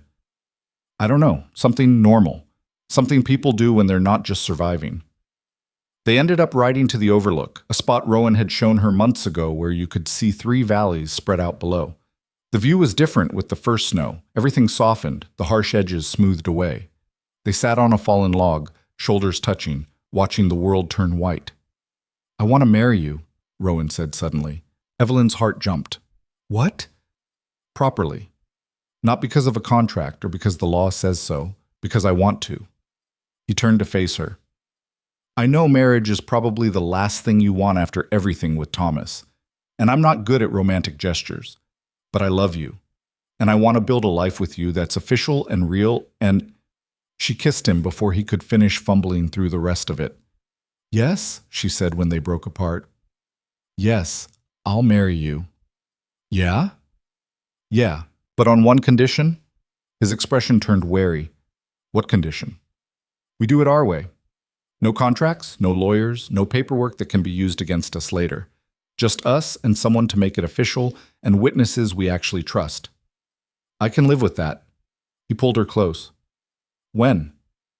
"Spring. When everything's alive again and we're not worried about freezing to death." "Spring it is!" They told no one at first, keeping it between themselves like a secret too precious to share. But as winter deepened and word of their court victory spread, people started treating them differently. The hostility that had followed Evelyn in Blackridge softened. Shop owners who'd turned her away before nodded politely when Rowan brought her to town. Women who'd sneered at her started asking about her sewing services. The change was subtle but unmistakable. They'd stopped being outsiders and become a curiosity, then gradually a part of the community. Sheriff Coleman stopped by the cabin in late November with a basket from his wife, preserved fruit and fresh bread. "Heard you two are planning to make it official," he said, accepting the coffee Evelyn poured him. "Word travels fast," Rowan said. "Small territory, people talk." Coleman took a sip, his weathered face thoughtful. "For what it's worth, I'm glad. You're good people. You deserve happiness." "Thank you," Evelyn said, "for that and for testifying. We couldn't have won without you." "Like I said, right thing to do." He set down his cup. "Actually, I came to ask a favor. We need someone to run the town's sewing and alterations. Mrs. Greenwood's been doing it, but her arthritis is getting bad. She recommended you." Evelyn blinked. "She recommended me?" "She wouldn't even speak to me when I first arrived." "People change their minds when they see you fight for yourself. Shows character." He pulled out a piece of paper. "It'd be steady work, good money. You could set up in the old milliner's shop, work your own hours. Think about it." After he left, Evelyn stared at the paper like it might disappear. "That's a real opportunity," Rowan said carefully. "Steady income, your own business. It means spending more time in town, away from here. The cabin's not going anywhere, and neither am I." He took her hands. "You've been working yourself to exhaustion doing alterations and mending on top of everything here. This could make things easier." "What about you? What about us?" "We'll figure it out, same as always." The decision took her 3 days. She'd walk to the edge of the clearing, look down toward where Blackridge sat invisible in the valley, and feel her stomach twist. Going back there regularly, being around the people who'd watched her suffer and done nothing, it felt like volunteering for punishment. But Rowan was right about the opportunity. And more than that, she realized she wanted to prove something, not to them, but to herself. That she could walk into that town not as someone desperate and disposable, but as someone who belonged there on her own terms. She started working in town 2 days a week by December, riding down with Rowan when he made supply runs or going alone when the weather allowed. The milliner's shop was small but well lit, with a good stove and enough space for her growing collection of fabrics and notions. The work came steadily, hemming pants, taking in dresses, creating simple garments from scratch. Women brought their daughters in for new Sunday clothes. Men needed work shirts repaired. Evelyn's stitches were small and even, her prices fair, her work reliable. Slowly, grudgingly, she earned Blackridge's respect. The first real test came in early January. A woman named Martha Simmons walked in, a pinched-faced gossip who'd been one of the loudest voices against Evelyn when she'd first arrived. Martha had a dress draped over her arm and a look on her face like she was sucking on a lemon. "I need this let out," she said without preamble, not quite meeting Evelyn's eyes. Evelyn examined the dress. Quality fabric, good construction, but clearly too tight now. "I can do that." "When do you need it?" "End of the week." "That'll be 75 cents. Martha's mouth tightened. Mrs. Greenwood charged 50. "Mrs. Greenwood isn't doing the work anymore. I am, and my rate is 75 cents for alterations of this complexity." They stared at each other. Evelyn kept her face neutral, her hands steady. She wasn't that desperate girl anymore, willing to take scraps just to survive. She knew her worth now. "Fine," Martha finally said, setting the dress on the counter with more force than necessary. "End of the week." "End of the week," Evelyn confirmed. She did the work carefully, professionally, making the alterations nearly invisible. When Martha picked up the dress, she inspected every seam, clearly looking for something to criticize. She found nothing. "It's adequate," she said, which was probably the closest Martha Simmons would ever come to praise. Word spread after that. Evelyn didn't back down. She charged fair prices and did quality work, and if people didn't like it, they could go elsewhere. But there was nowhere else to go, and her reputation for excellence was growing. Mrs. Henderson came in one afternoon in late January with a dress that needed extensive alterations. She stood stiffly while Evelyn took measurements, her face pinched. "I owe you an apology," the older woman said abruptly. Evelyn nearly dropped her pins. "What?"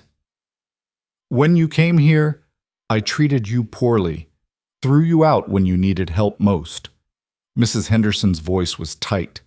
"I convinced myself you were trouble, that you'd brought it on yourself. I was wrong." "Why are you telling me this?" "Because I'm getting old and old regrets weigh heavy." She met Evelyn's eyes. "You survived things that would have broken most people. You earned everything you have now. I should have seen that sooner." It wasn't a perfect apology. It didn't erase the nights Evelyn had spent freezing in alleys. But it was something. "Thank you," Evelyn said quietly.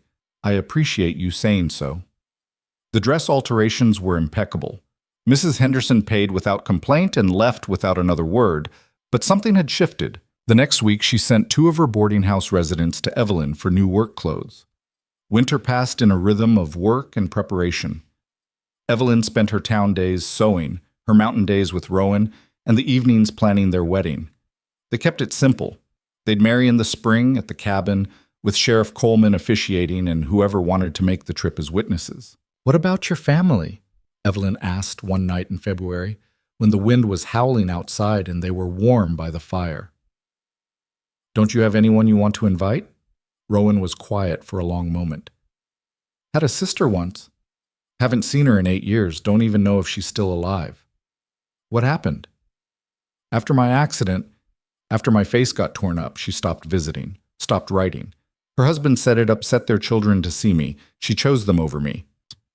He said it without emotion, like he was discussing the weather. Can't blame her for that. Family's important. Family's the people who show up when things get hard. She didn't. That's on her, not you. He looked at her with something like wonder. "How do you do that?" "Do what?" "Make me believe I'm worth something." "Because you are. And if she can't see that, she's the one who lost out." He pulled her close, his scarred face pressed against her hair. "I don't deserve you. Good thing I'm choosing you anyway. The wedding plans grew despite their efforts to keep things small. Patterson sent word he'd like to attend and asked if he could bring his family. Garrett from the general store asked if he could bring his wife and their 2 daughters. The woman who ran the boarding house in Miller's Junction, where they'd stayed, wanted to come and offered to help with the cooking. Even a few of Evelyn's sewing customers asked if they could witness the ceremony. So much for a quiet affair, Rowan said, looking at the growing list. We could still elope, ride to Miller's Junction, find a minister, and disappoint all these people who actually want to celebrate with us? He shook his head. No, let them come. Let them see what we built. In early March, Evelyn received an unexpected visitor at the shop. A young woman, maybe 19 or 20, with haunted eyes and worn clothes that had been mended so many times the original fabric was barely visible. She stood in the doorway like she might bolt at any moment. Can I help you? Evelyn asked gently. I heard you might need help with the sewing. The words came out in a rush. I can work. I'm good with a needle.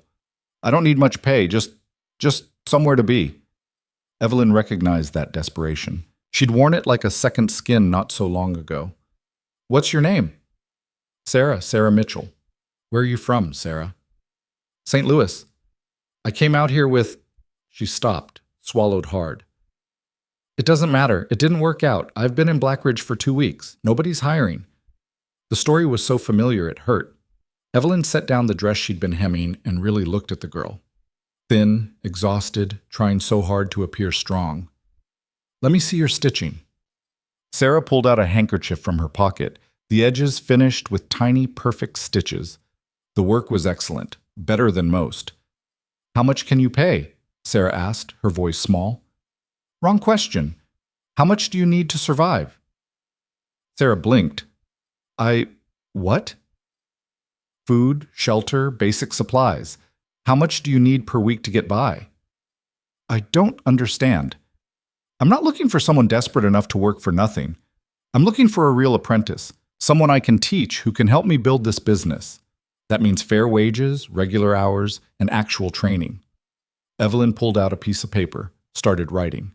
This is what I can offer. Room and board at Mrs. Henderson's, which I'll pay for directly. $2 a week cash for your other needs. In return, you work 6 days a week, learn everything I can teach you, and help me keep up with the orders. If it works out, we renegotiate after 6 months. Sarah stared at this paper like it was written in a foreign language. Why would you do this? Because someone should have done it for me, and because good help is hard to find. Evelyn met her eyes. But I need to know you're serious. This isn't easy work. Some days you'll be here from dawn to dark. Some customers will be difficult. You'll have to learn fast and work hard. I can do that. I will do that. Then you start tomorrow. Be here at 7. Sarah left, looking dazed. Mrs. Henderson came by an hour later, arms crossed. You hired the Mitchell girl. I did. She's got a reputation. Came here chasing a man who didn't want her. Sound familiar? Very familiar. That's why I hired her. Mrs. Henderson's expression softened slightly. You're paying for her room? I am. She'll be a good tenant. She needs the stability. I'll hold you to that. But there was approval in the older woman's voice. You're doing a good thing, Evelyn, giving her a chance. Someone gave me one. Seems only fair to pass it along. Sarah proved to be everything Evelyn had hoped. She showed up early, worked late, absorbed instruction like a sponge. Her stitching was already excellent, and with training, it became exceptional. By the end of March, Evelyn was trusting her with customer orders. Why are you so good to me? Sarah asked one afternoon, carefully hemming a child's dress. Because I know what it's like to be where you are. And because you remind me that I wasn't always this person, I had to become her. How did you do it? Become someone different? Evelyn thought about that. I didn't become someone different. I became who I always was underneath all the fear and desperation, the person I could be when I stopped letting other people define my worth. Sarah was quiet for a moment. The man I came here for, he said I was worthless, that I should be grateful he'd even considered me. He was wrong. How do you know? Because I've seen your work. I've seen how hard you're willing to fight for yourself. That's not worthless. That's strength. Evelyn set down her sewing. The men who call us worthless are usually the ones who are afraid we'll figure out how much we're actually worth. Because once we know, we stop accepting their scraps. Spring arrived in fits and starts, winter refusing to give up its hold. But by late April, the snow had mostly melted. Wildflowers were pushing through the mud, and the trees were hazed with new green. They set the wedding for the first Saturday in May. The week before, Evelyn rode to town to pick up the dress she'd made for herself. Nothing fancy, a simple blue cotton with white trim, but it was hers, made by her own hands, paid for with money she'd earned. When she tried it on in the shop, she barely recognized herself in the mirror. The woman staring back looked strong, healthy, happy. "You look beautiful," said Mary, one of her regular customers who'd stopped by. "Rowan's a lucky man." "I'm the lucky one," Evelyn said, but she was smiling. Sarah had insisted on making Evelyn a veil, delicate lacework that must have taken weeks. "You gave me everything," she said when she presented it. "Let me give you this." Evelyn hugged her, this girl who was becoming less like an employee and more like the sister she'd never had. The night before the wedding, Rowan built up the fire and they sat together in comfortable silence. Tomorrow, everything would change, and nothing would change. They'd already committed to each other in every way that mattered. The wedding was just making it official. "Nervous?" Evelyn asked. "Terrified," he admitted. "Not about marrying you, about having all those people here, staring at me." She understood. The scars on his face were part of who he was, but that didn't mean he enjoyed being looked at. "They're not coming to stare. They're coming because they respect what we've built, because they're happy for us." Still feels strange. Being happy for instead of pitied. "Then we'll give them something worth celebrating." She took his hand. "Tomorrow, we start the next part of our lives, together. Everything else is just noise." The morning of the wedding dawned clear and bright, the sky so blue it hurt to look at. Evelyn woke early, too excited to sleep, and started preparing. Sarah arrived at dawn with Mary and 2 other women from town, all of them determined to help however they could. "You're not doing a thing today except getting married," Mary declared, shooing Evelyn toward the bedroom. "We'll handle everything else." People started arriving around noon, on horseback, in wagons, even a few on foot who'd made the long climb from town. Sheriff Coleman came with his wife, a sturdy woman named Ruth, who immediately started organizing the chaos. Patterson brought a case of good whiskey and his whole family, a wife and 3 rowdy boys who immediately started exploring the woods. Garrett and his wife brought food enough to feed an army. More people came than Evelyn had expected. Some she recognized from town. Others were strangers who'd heard the story and wanted to witness the ending. They set up in the clearing around the cabin, making a celebration out of whatever space and supplies they had. Mrs. Henderson arrived mid-afternoon in a wagon driven by one of her boarders, bringing a cake that must have taken days to make. It was 3 layers tall, frosted with real sugar icing, decorated with candied flowers. She handed it to Evelyn without comment, but her eyes were suspiciously bright. "Mrs. Henderson, this is too much." "Nonsense. Every bride deserves a proper cake." She straightened her hat. "Besides, I owed you something better than what you got the first time you came to Black Ridge." By mid-afternoon, over 30 people had gathered. Rowan looked overwhelmed, but Evelyn noticed he was also standing straighter, his shoulders back, meeting people's eyes instead of hiding. Patterson's boys had roped him into showing them how to skip stones in the stream, and she could hear him laughing at something one of them said. They'd strung up wildflowers and new pine boughs around the cabin door. Someone had brought a fiddle. Another person had a harmonica. The ceremony would be simple. Coleman would say the words, they'd exchange vows they'd written themselves, and it would be done.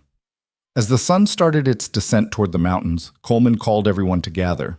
Evelyn stood in her blue dress, Sarah's veil over her hair, her hands trembling slightly. Mary had woven wildflowers into her braid that morning, and someone had given her a small bouquet of early spring blooms. Rowan wore the new shirt she'd made him, dark blue to match her dress, his beard trimmed neat, his scarred face open and unguarded. When he saw her, really saw her in the dress and veil, his breath caught audibly. "You're beautiful," he said loud enough that several people heard and smiled. Coleman stood between them, his weathered face serious. The crowd grew quiet. "We're gathered here today to witness Rowan Hale and Evelyn Carter join their lives together in marriage," he began. "Now, I could talk about duty and obligation, about what the law says marriage should be. But that seems like the wrong approach for these two. A few people chuckled. What I've seen over the past year and a half is something different. I've seen two people who had every reason to give up choose to keep fighting. I've seen them stand together against forces that should have crushed them. I've seen them build something real out of nothing but stubborn determination and honest work. He looked at Evelyn, then at Rowan. Marriage up here isn't like marriage in the cities back east. It's not about pretty ceremonies and comfortable lives. It's about partnership, about trusting someone to pull their weight when times get hard, about knowing they'll stand beside you when everything goes wrong. And from what I've seen, you two have already been doing that. Today is just making it official. Coleman spoke about commitment and partnership, about building a life in hard country, about the courage it took to choose love when the world offered easier paths. His words were simple but heartfelt, and Evelyn felt tears prick her eyes. Then it was their turn for vows. Rowan went first, his rough voice steady but emotional. Evelyn, when you got off that wagon in Blackridge, you had every reason to give up. You'd been betrayed, abandoned, left with nothing. The whole town turned against you, but you didn't quit. You kept fighting, even when fighting meant splitting wood until your hands bled, even when it meant sleeping in alleys in the freezing cold, even when it meant taking a chance on a stranger who offered you work on a mountain. He paused, swallowed hard. You survived things that would have broken anyone else. And somehow, after all that, you still had the courage to trust me, to take a chance on this life. You saved me as much as I saved you, maybe more. You showed me that being damaged doesn't mean being worthless, that scars are just proof we survived. His voice cracked slightly. I promise to choose you every day, to stand beside you through whatever comes, to work with you, not just for you, to build something with you that lasts, to never take for granted what we have, because I know how close we both came to losing everything. Evelyn's turn. She'd practiced her vows a dozen times, but standing here in front of everyone, the words felt inadequate. She spoke anyway, her voice shaking at first but growing stronger. Rowan, you saw me when I was invisible. When everyone else looked through me like I didn't exist, you looked at me and saw a person worth helping, worth trusting. You gave me a chance when nobody else would. You treated me like I mattered, like I was worth something, even when I couldn't see it myself. Tears slipped down her face, but she kept going. You taught me that love isn't about pretty words or easy promises. It's about showing up, about doing the work day after day, even when it's hard, about choosing each other when staying would be easier than fighting. You taught me that I was strong enough to survive anything, but that I didn't have to survive alone. She reached for his hands. I choose you, Rowan Hale, today and every day after. Through good harvests and bad winters, through illness and health, through every storm and every peaceful morning. I choose you, and I'll keep choosing you, because you're the best choice I ever made. Coleman pronounced them married. Rowan kissed her, gentle and sure and full of promise, while 30 people cheered and hollered and celebrated. The party lasted until well after dark.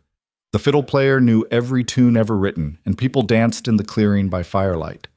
The harmonica player joined in, and someone else had a guitar that had seen better days but still played. Food appeared and disappeared, roasted meat and fresh bread and vegetables and pies and Mrs. Henderson's magnificent cake. Whiskey flowed. Stories were told, each one more embellished than the last. Patterson stood up and recounted the trial, making it sound far more dramatic than it had been, painting Evelyn and Rowan as heroes standing against corruption. Sheriff Coleman corrected half his facts, but agreed with the general sentiment. One of the older men from town told stories about the early days of Blackridge, when it was just 3 buildings and a dream. Someone else sang a ballad about lost love that made half the women cry.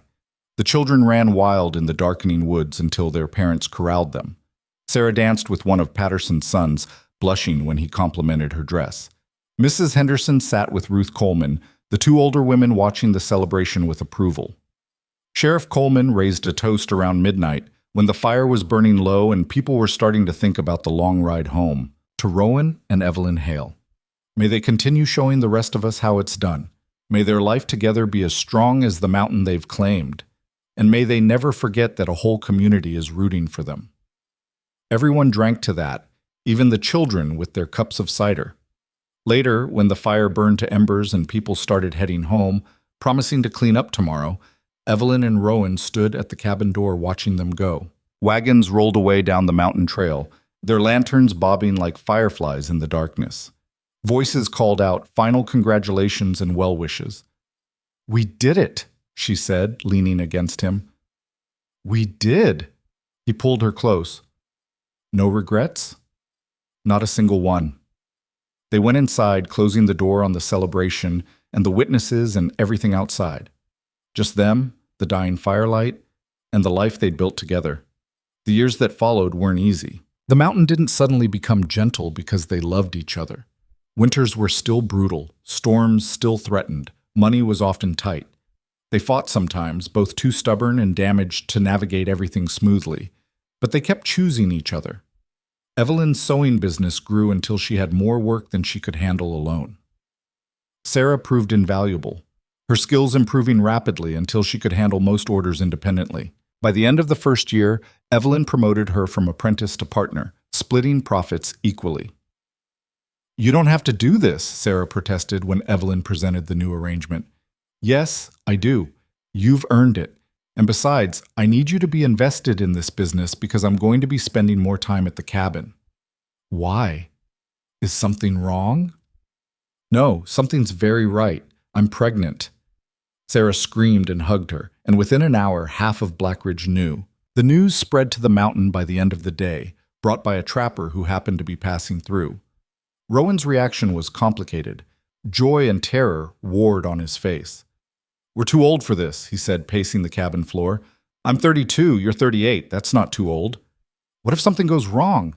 The nearest doctor is 2 days away. What if— Then we'll handle it, like we handle everything else." She caught his hand, stopped his pacing. "Are you happy about this?" "Terrified. But yes, happy." He pulled her close, careful, like she might break. "A baby. Our baby." The pregnancy was difficult. Evelyn's body, used to hard physical labor, rebelled against the changes. She was sick for months, exhausted constantly, her back aching from the extra weight. Rowan treated her like she might shatter, until she threatened to hit him with a frying pan if he didn't stop hovering. "I'm pregnant, not dying," she said, exasperated after he'd tried to carry water for her for the 10th time that week. "I know, what if something goes wrong? Then we'll face it together, but you can't protect me from everything, Rowan. You're going to drive us both crazy if you try."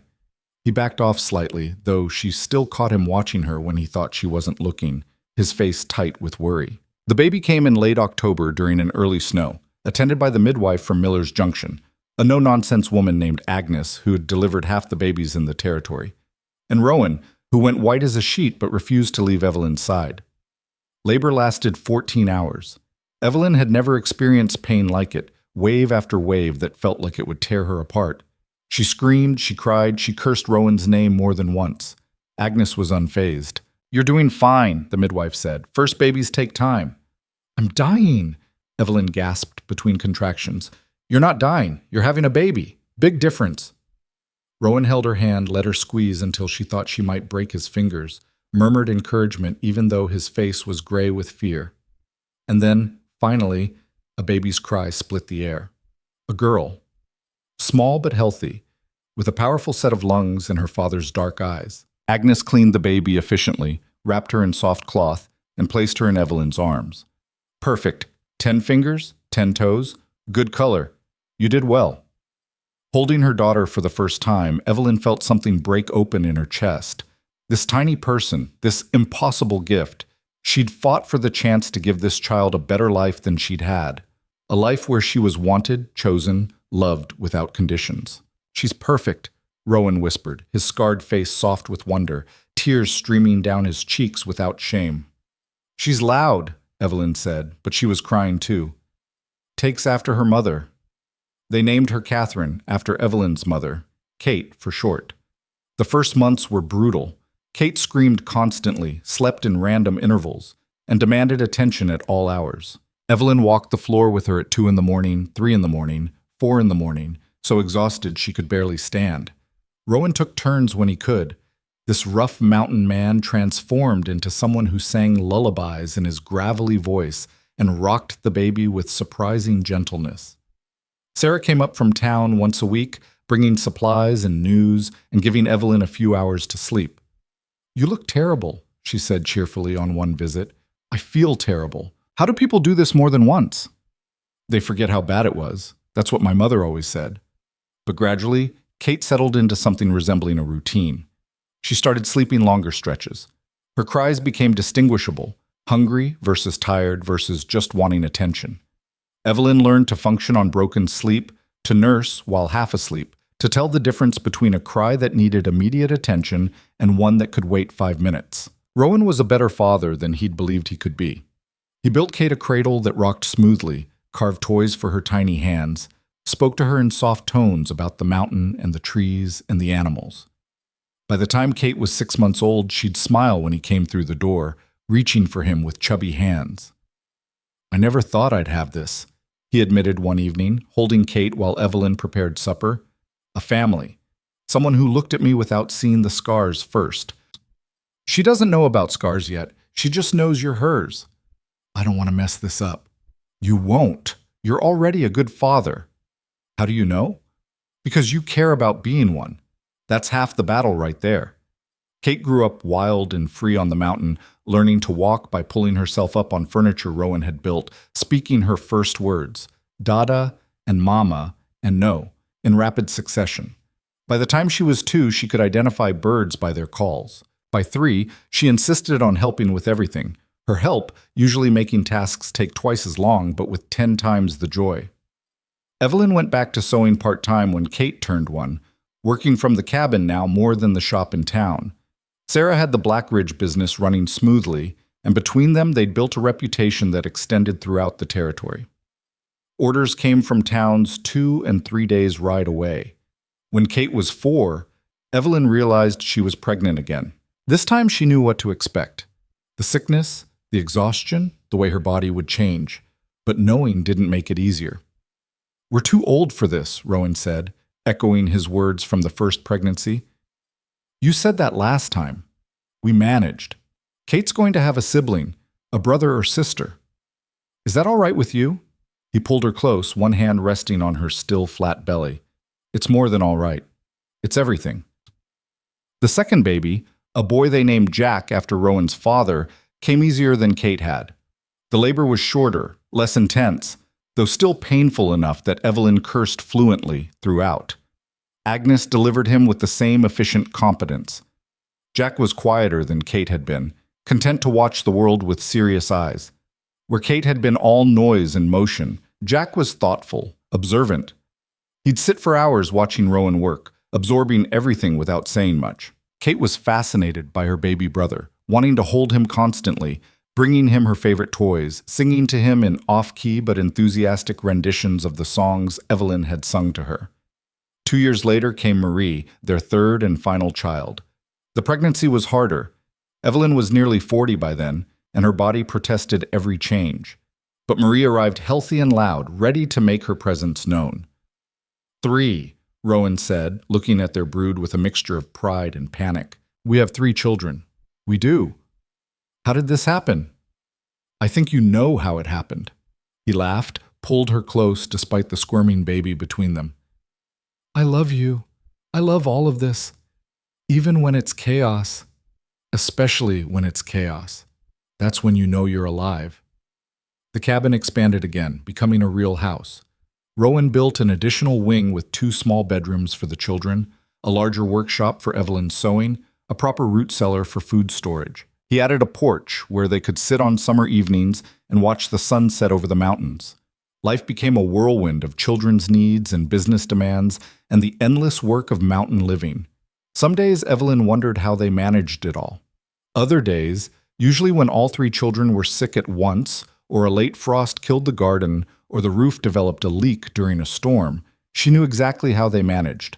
Barely. But they managed. Kate grew into a fierce, independent girl who could trap rabbits by age 7 and argued with the tenacity of a lawyer. Jack was quieter, but observant, spending hours in the woods learning every plant and animal, coming home with pockets full of interesting rocks and feathers, and sometimes, unfortunately, live insects.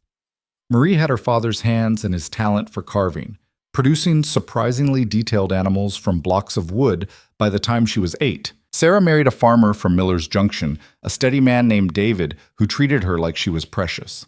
Evelyn stood as her witness, crying through the entire ceremony, so proud of the scared girl who'd become this confident woman.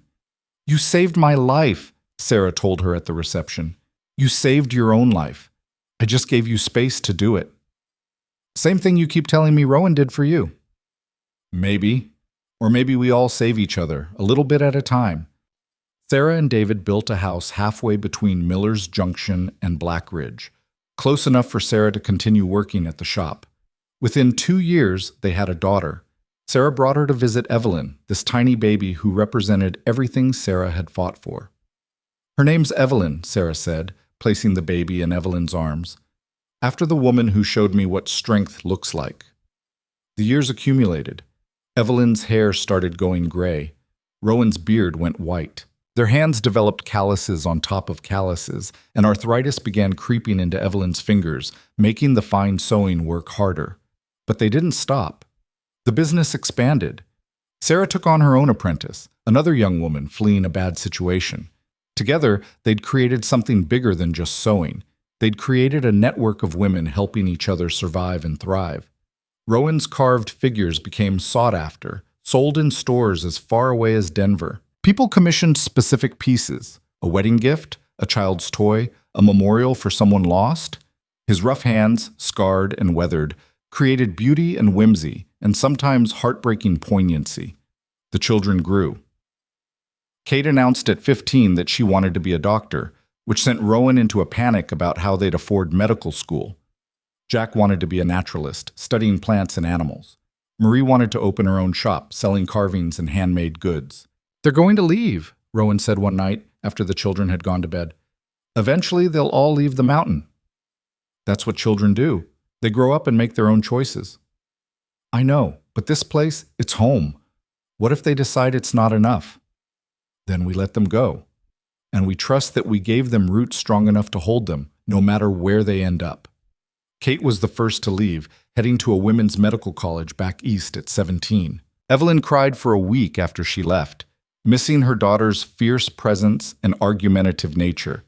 But the letters Kate sent were full of excitement and determination, and eventually Evelyn's grief transformed into pride. Jack left at 18 to study with a professor in California who'd read his detailed observations about mountain ecosystems. Marie stayed until 20, saving money from her carving sales, then opened a shop in Black Ridge that sold her work and other artisans' goods. The house felt too quiet with the children gone. Evelyn and Rowan rattled around in spaces that had once been filled with noise and life. "We could take on another child," Rowan suggested. "Someone who needs help, like Sarah did." "We're 60 years old. We're too old for children." "You said we were too old at 38, she laughed. "Fair point." They never took in another child, but their home became a refuge for others who needed it. Young couples starting out who needed advice. Women fleeing bad situations who needed work. Travelers caught in storms who needed shelter. The door was always open, the coffee always hot, the welcome always genuine. On their 20th wedding anniversary, they rode back to the overlook where Rowan had proposed. The trail was harder now, their bodies less willing to handle the rough terrain. But they made it, breathing hard but satisfied. The view was the same. 3 valleys spread below, the mountains standing eternal and indifferent. But everything else had changed. "You ever regret it?" Rowan asked, sitting beside her on the same fallen log, now weathered and moss-covered. "Coming here? Choosing this life?" Evelyn looked at her husband, still scarred, still gruff, but with laugh lines around his eyes and a peace in his face that hadn't been there when they met. She thought about the cabin that had become a home, the children they'd raised, the business she'd built, the respect she'd earned, the life they'd created from nothing but stubborn will and honest work. "Not for a second," she said. "You? Best decision I ever made was offering you that contract. Best decision I ever made was getting on that horse in a blizzard." They sat in comfortable silence, watching the sun set over the mountains that had tested them and shaped them and given them everything that mattered. More years passed. Kate finished medical school and opened a practice in a growing city, treating patients who couldn't afford fancy doctors. She married another doctor, a kind man who supported her fierce dedication to helping others. Jack became a professor, writing papers about mountain ecosystems that changed how people thought about conservation. Marie's shop expanded to 3 locations, providing work for dozens of artisans. All 3 children came home regularly, bringing grandchildren who ran wild on the same mountain trails their parents had explored.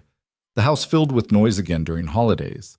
3 generations sharing meals and stories, and the particular chaos that came with family. Evelyn's hands gave out when she was 68, the arthritis too severe for detailed sewing.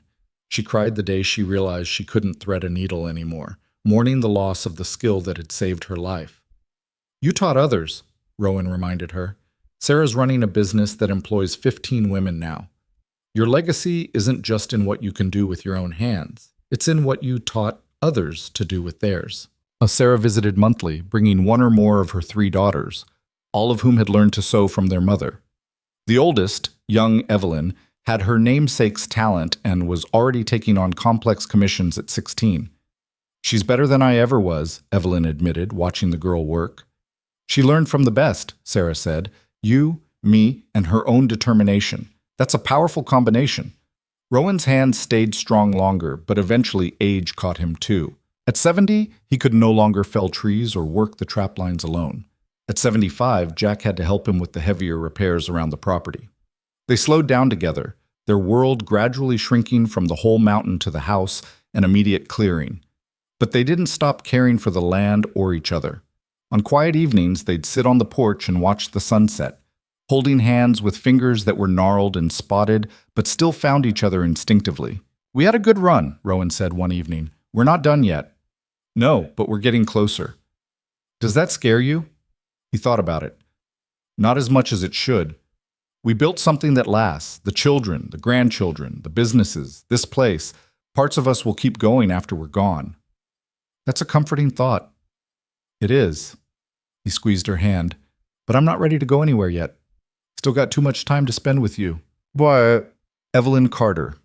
Carter Hale died at 73 in the early spring when the mountain was just beginning to wake. It was peaceful. She went to sleep one night and simply didn't wake up. The doctor said her heart had finally worn out after a lifetime of fighting and working and loving with everything she had. Rowan found her in the morning, still and cold, her face peaceful. He sat beside her for hours, holding her hand, talking to her like she could still hear, telling her about the day ahead, about the grandchildren who were coming to visit next month, about how the early flowers were starting to bloom.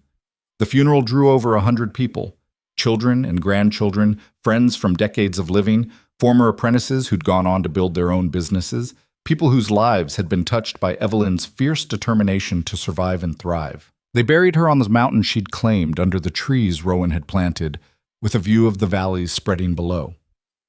The stone was simple. Evelyn Carter Hale. She chose to survive, and in surviving, she lived. Rowan followed 6 months later, as if he'd only been waiting to make sure she got home safe first. The children found him on the porch, his carving knife still in his hand, a half-finished bird on his lap. He looked peaceful, his scarred face finally at rest. They buried him beside Evelyn, their stones side by side. His reed, Rowan Hale. He gave others the chance he'd been denied, and in giving, found everything. The cabin still stands, maintained by their descendants, a testament to what 2 damaged people could build when they refused to quit on themselves or each other. It's a museum now, preserved exactly as it was when Evelyn and Rowan lived there. Visitors come sometimes drawn by the legend of the mail-order bride who became a mountain woman, the logger who learned to love again. Tour guides tell sanitized versions of the story, romance and triumph, adversity overcome, happy endings. But the real story isn't in the legend. It's in the truth, preserved in Evelyn's letters to Kate, in Rowan's detailed journals, in the business records Sarah kept, in the memories passed down through generations. The truth is messier and harder and more real than any legend. It's about 2 people who were broken and desperate, finding each other at exactly the right time. About choosing to fight when surrender would have been easier. About building something meaningful from nothing but stubborn determination and the willingness to keep showing up for each other, day after difficult day. Kate became a renowned physician, opening free clinics in underserved areas and training other women doctors. She credited her mother's fierce independence and refusal to accept limitations for her own success. Jack's research on mountain ecosystems became foundational to conservation efforts across the Western Territories. Marie's network of artisan shops evolved into a cooperative that still exists today, providing fair wages and training to craftspeople who might otherwise struggle. Young Evelyn, Sarah's daughter, took over the original sewing shop in Blackridge and expanded it into a clothing manufacturer that employed over 50 women by the time she retired. Her granddaughter runs it still, though now it's mostly for historical preservation rather than profit. The family holds a reunion every 5 years, dozens of descendants gathering on the mountain where it all started. They tell stories, share memories, and remind themselves of where they came from. At the most recent reunion, Kate's great-granddaughter stood at Evelyn and Rowan's graves and read from Evelyn's journal, the one she'd started keeping after the trial. We are not defined by what happens to us, but by how we respond to it. I was abandoned, humiliated, left to die in the cold. I could have let that break me. Instead, I let it make me stronger. I let it show me what I was capable of surviving. And in surviving, I found out who I really was underneath all the fear and desperation. I found strength I didn't know I had. I found love I didn't think I deserved. I found a life worth fighting for, and I fought for it every single day, not because it was easy, but because it was mine. The great-granddaughter closed the journal, her voice thick with emotion. That's our legacy. Not comfort or ease, but the strength to keep fighting for what matters. The courage to choose ourselves and each other. The determination to build something that lasts. Over 100 descendants agreed, their voices rising together in the mountain air.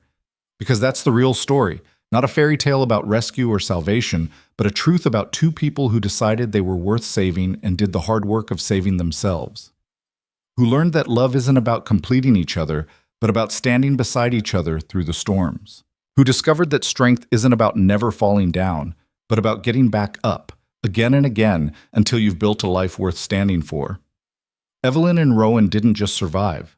They thrived. They created a legacy that rippled outward through generations, touching hundreds of lives. They proved that where you start doesn't determine where you end up, that the worst moments of your life don't have to define you, and that sometimes the best things come from the hardest choices. The mountain still stands, indifferent and eternal. The cabin still shelters visitors from storms. And somewhere in the wind that whistles through the pines, if you listen carefully, you can almost hear the echo of two people who refused to give up, who chose each other against all odds, and who built something beautiful from the wreckage of their broken beginnings.